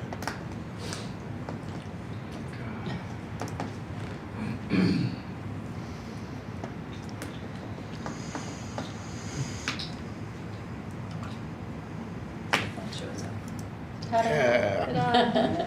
So this was what she shared with us. Again, you can kind of see the House and the Senate divided. You'll see some that are decreasing, some that are increasing, and it's kind of at odds with one another. Again, one person's perspective, so she has a pretty decent pulse on things, but it doesn't mean that that's where they'll end up.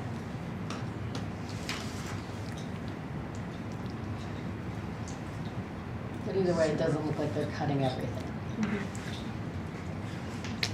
Can you send us a copy of that budget that you guys just took a look at? This? Sure.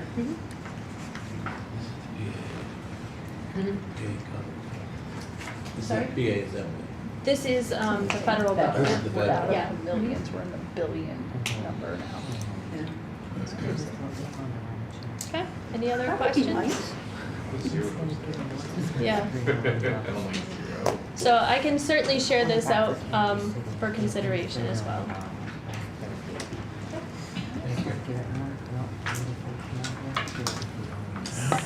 So I think that concludes the budget presentation. We will be bringing this to April's board agenda for approval. Remember, as a preliminary, It can always go back down, but we need to pass it in April as the preliminary, so we don't need to have a special board meeting in June.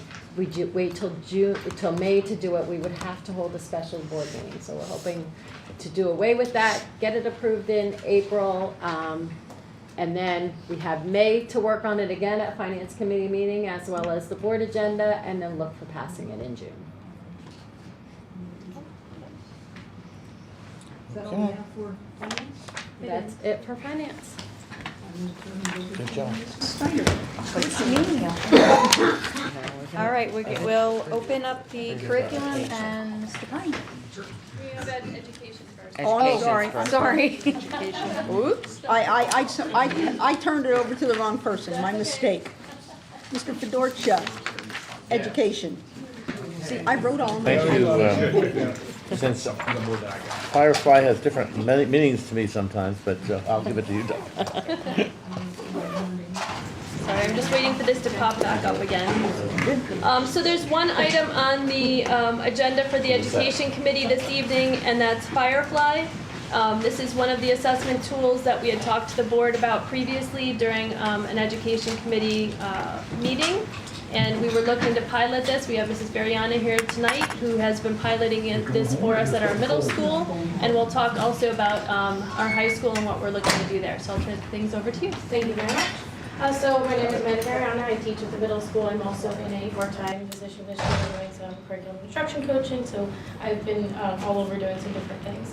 And this is something I was really excited to bring to the board to talk about and hopefully have a tool that'll be really good for our students. I learned about it earlier this year at a meeting at the IU. It's being used in some other local districts. I was lucky enough to have a very small pilot this year at the middle school. A small group of students took the exam. I got to see some sample data of what that looks like, and I think it would be a very valuable tool for us. I'm excited now we have a small cohort of students who are currently registered to take the Keystone Algebra 1 exam this spring. Some students will be taking it at the high school as well, so we'll have a different view of the data, PSSA versus Keystones. Once we have all of that data, we can really look at how and where this will be used, examine what value it has and how it compares to things. Just to get an idea of what the test looks like, first of all, you can see on that, I think everyone has that document access to, just some snapshots of how this is different from CDTs, because it is very different from CDTs. It gives very different data.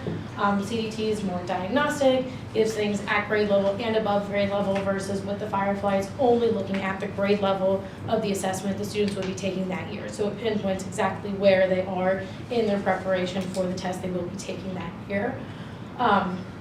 What the test looks like, it takes about 45 minutes, it's about 40 questions, so it is not as much as a cumbersome long test, but it does give a lot of valuable data for us. Maybe any questions for me about what that looks like, plans, thoughts?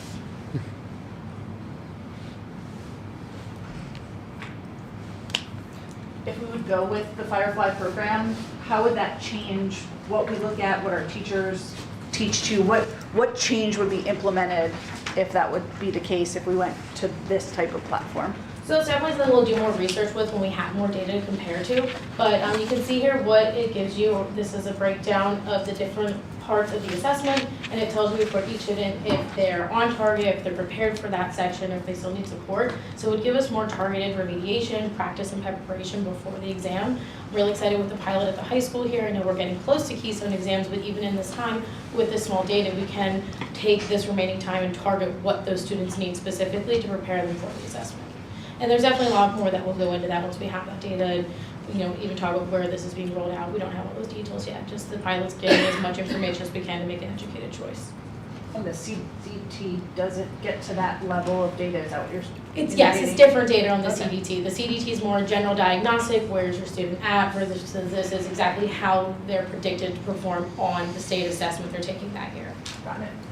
And then will this change every year, or maybe I'm crazy, but does the state assessment change every year, or is the state assessment the same every year? I would imagine it would stay similar. The proportions of questions are released by PDE, so I would think they would continue to change that to mimic the test.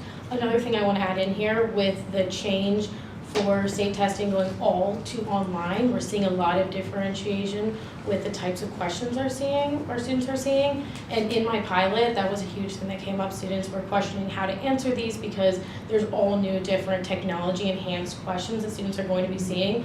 With doing this pilot in this program, students had access to those question types, were able to see them prior to the exam, because there is a lot of differentiation there and a lot of question types that they'll be seeing.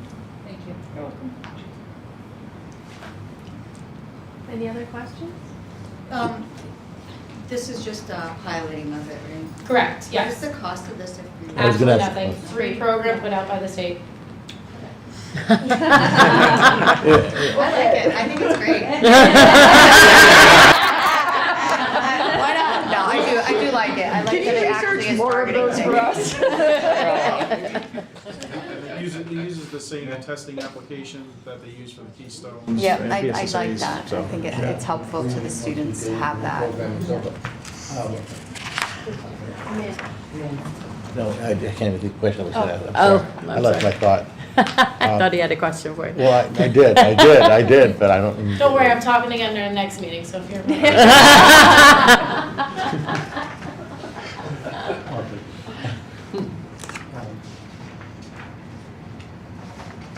Well, like, one of the questions was, how much change is it then to go from where we are to this, and how much work on behalf of the teacher to get to that switch? That's one question I have. For implementing it, not much. They would just be planning the time for when we would give it, and that's still undetermined. It could be 2 or 3 times per year, just sectioned out as benchmarks.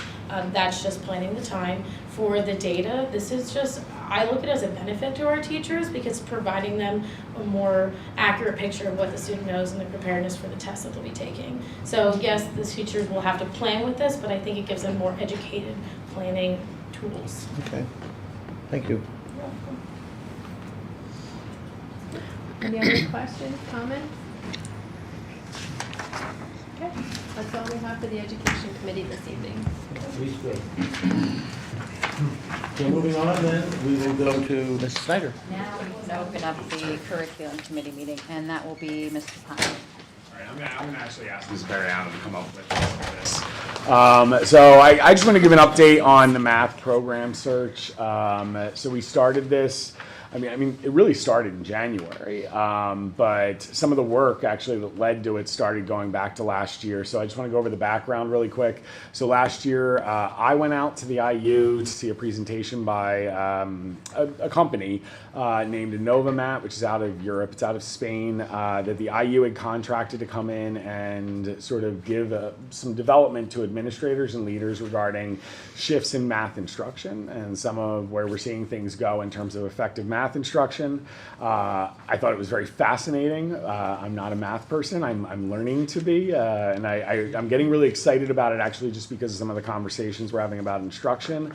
But I decided to send Mrs. Variana out along with Mrs. Fry and Mrs. Bigley, who are math department leads at the elementary level, to a series of workshops this year that were paired with like sort of check-ins, like virtual check-ins throughout the course of the year.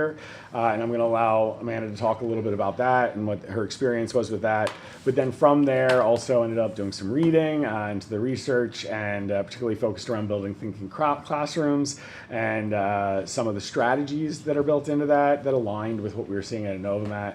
Anyway, it just triggered a lot of really exciting conversations. And so as these conversations were happening throughout the first semester, obviously, we eventually brought to you the proposal that we start really looking for, an effective program and something that aligns with this. So the whole goal here, we met in January with our reps from each of the grade levels, K through Algebra 1, and we developed some priorities and what it was that we were really looking for, which I was really happy, aligned very well with what we're seeing in terms of the research and those strategies. And now we're, I guess, about halfway through that timeline. So Amanda's done a lot of the work here. I'll let her talk about some of the work that she's done reviewing programs and making sure that, again, through that math lens, that these really do line up with what we were learning. And we are now narrowed down to 3. And so we started with about a half dozen that were vetted through ed reports and met all expectations. And we are now looking at a Novomat because they actually do have their own program in addition to their professional development work. And iReady and Amplify Desmos. And on May 28th, we'll be having those presented to all of our teachers K through Algebra 1 and having them evaluate them so that we can move in the fall into a much more intensive look at whichever ones make it through that evaluation process. But Amanda, I don't know if you want to just talk about like anything within that timeline and your perspective as my math expert. So everything really did start with the Novomat training.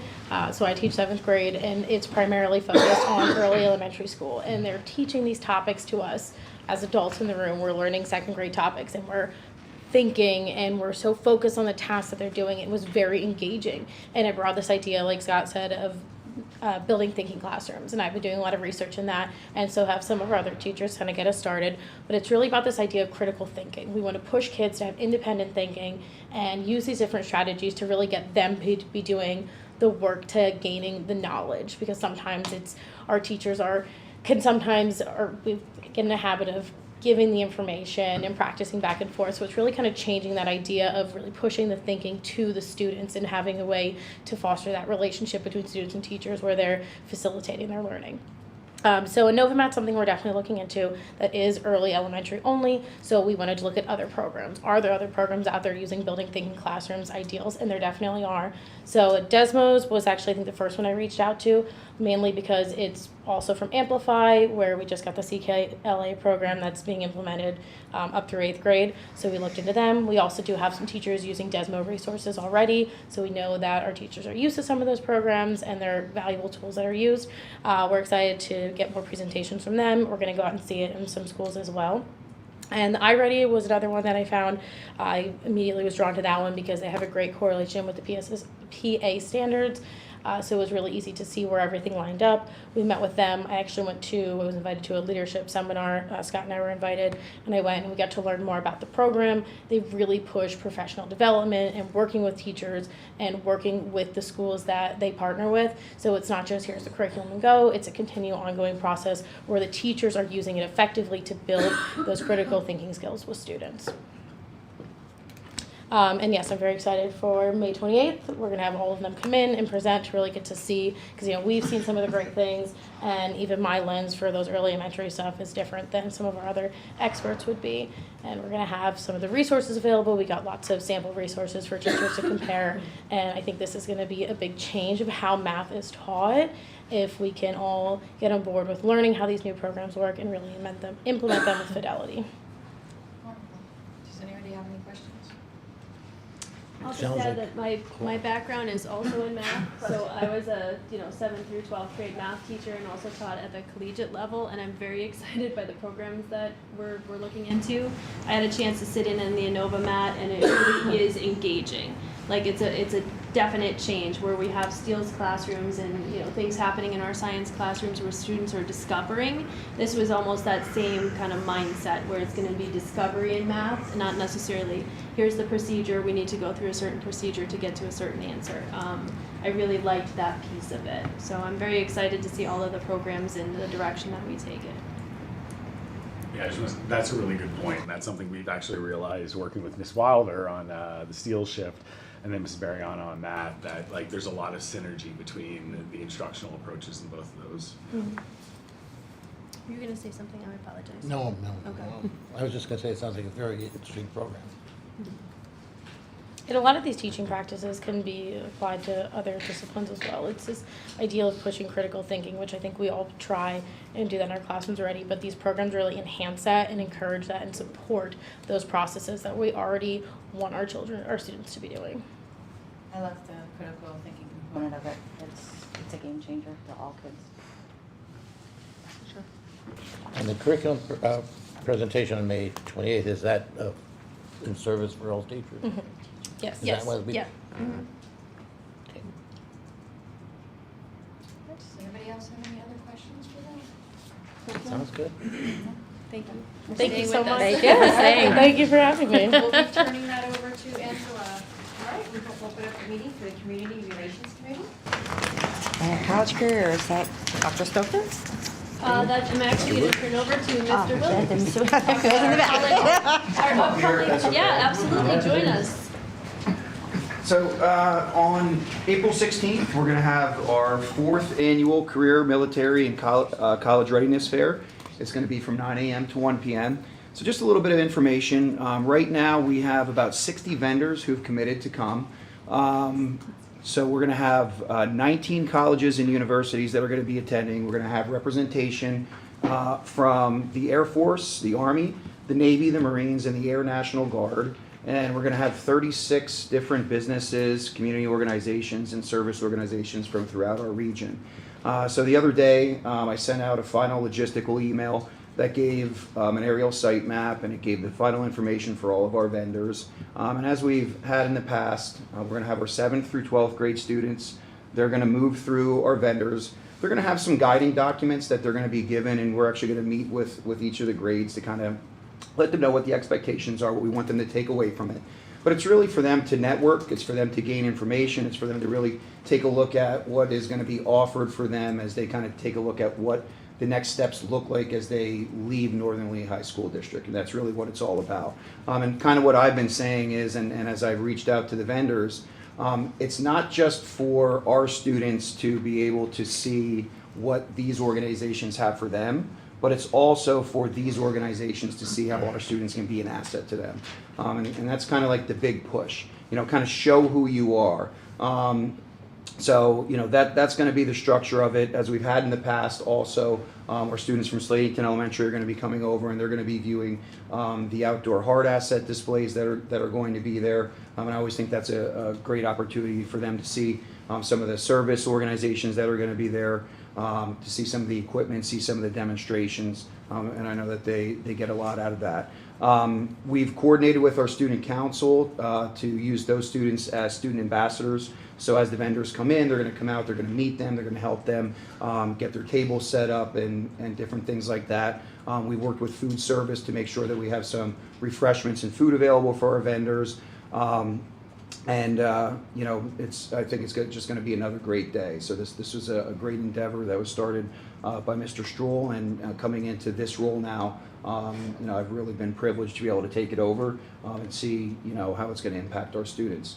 I'd also like to invite all of our board members, if you're available and you'd like to come. If you shoot me an email and let me know if you plan on attending, I'll make sure that I'm available to kind of walk through with you and take you through. But that's going to happen on the 16th. We're excited about it. The other part of it too is I've worked with Ms. Dunham. We've developed a feedback survey. One of the things kind of moving forward is all the vendors are going to receive that survey. We're going to ask them to kind of give us some feedback. What could we do better? How could we expand it? What could we do differently? How could we draw different organizations in? And so, just kind of looking at that whole process and seeing, here's where we are, where can we go with it? Because we think that it's something great that Northern Lehigh has to offer our community and our students, and we want to make sure that we continue moving in a positive direction with it. So it's kind of where we're at with the career fair. Is there a list of businesses, for example, or colleges as, my guess is they're local, so we want to make sure that we're also supporting those local, Yes. coming from an outsider. Yeah, so the list, we don't have a list per se that we're putting up outside of them having their tables within, but in the sheet that all of the students receive, on the back of that is going to be a list of all the vendors, so that way they can kind of see who they are and they can kind of think about targeting where they're going to go. But in terms of having a list that we've created and displayed somewhere outside of their own individual tables, we don't really have anything like that. I can tell you that I am inviting the media. I'm reaching out to the different local media to come and be there and capture that event. So we're hopeful that that will be able to happen as well and kind of get some exposure as well. And I'm assuming LCTI will be part of this. That's correct. Yep. Yeah, they will. I asked to put that out somewhere so that the rest of the community knows that those organizations are coming and trying to support our students here, to have our students learn something from them, and as a reciprocal, we'd like our community to go support our community. So they're taking time out of their day too. Sure. So No, I don't know if absolutely. it's post on a Facebook, Instagram, website, list of The list of would be good. places that are coming to support our career fair and the success of our students. So. I mean, I think it would, a great starting point, and I don't know if it's possible, but if we could gather a list like that and post it as part of something on our school website, I think that would be a great starting point. And I think it's something to really kind of see where we can go with it moving in the future, of having something displayed as well, kind of publicly. I don't know that we could achieve that this year outside of getting something on the website.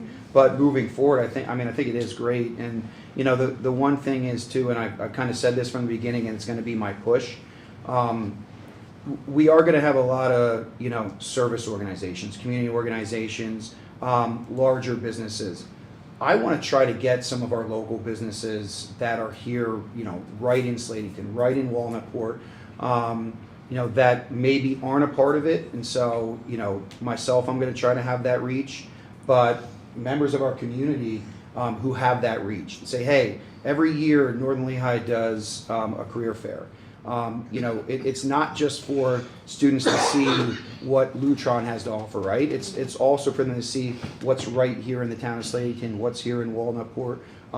You know, those smaller businesses, I think, would be great. And so, you know, moving forward, if anybody ever has a business they're thinking of, a contact they're thinking of, email me, let me know. I'm going to continue to gather those names, and I'm going to make sure that that's a priority of mine. But I think that would be a great starting point to use our school website and post that document of the list of all of those organizations, for sure. I think it'd be good, I think it'd be good also to notify and get information to the Chamber of Commerce, as well as getting information from them as to the local businesses in the area, so that you would have those also. So it'd be a two-way kind of thing, but I think they have a way of also publicizing things that are happening in our footprint. Yeah, absolutely. Thank you. I just want to say thank you to Mr. Williams and to the high school admin team. You came in late in the year and jumped into a very big project that Mr. Stroll had done a nice job with, and it's definitely a huge undertaking, so we recognize that you did a wonderful job to put this together with your team at the high school. I think that that's great feedback that that you're providing, so something to certainly look forward to, you know, as we continue it. Absolutely. Thank you. So what's the special event? Is there a helicopter? Yeah. Well, I can tell you there's no helicopter landing, no airplanes are going to fly over. One cool thing though that's new, we are going to have, through the Goodwill, we're going to have a trailer that's going to come, and they actually do virtual career exploration. And so they're going to come and they're going to set that up. So it is another piece in the hard asset area. It's not an aerial flyover, it's not a helicopter. It's a little different though, because they're going to get to kind of show our students, like, hey, here could be an opportunity if you want to go out and take a look at what a career could provide you. It truly is a virtual way to actually go and explore a career. And so, you know, that's something that's new. It's, you know, nothing that's real flashy, right? But it's something that's different. I was able to get the Fish and Boat Commission to come on, and DCNR to come in, which, you know, Beltsville's out behind me, like right in my backyard. And I just think, you know, knowing that we have opportunities like that here for our kids, it's right here, just to kind of see them get exposed to areas like that. So those are some things that are new that maybe weren't here, and you know, that stuff will kind of ebb and flow as the years go on. When some people can make it, some people can't. But I thought that was a good opportunity, because I think that's something that's here for our kids too. Very nice. He hasn't been told he's parachuting out of the airplane.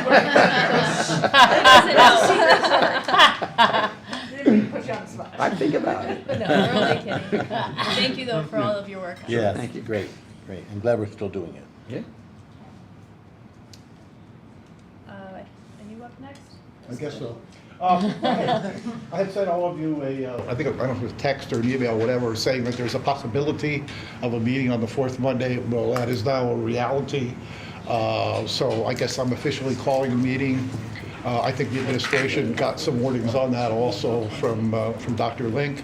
I don't think there's any need for executive session, so we'll start at 5:30. It will be strictly to talk about the overall building project.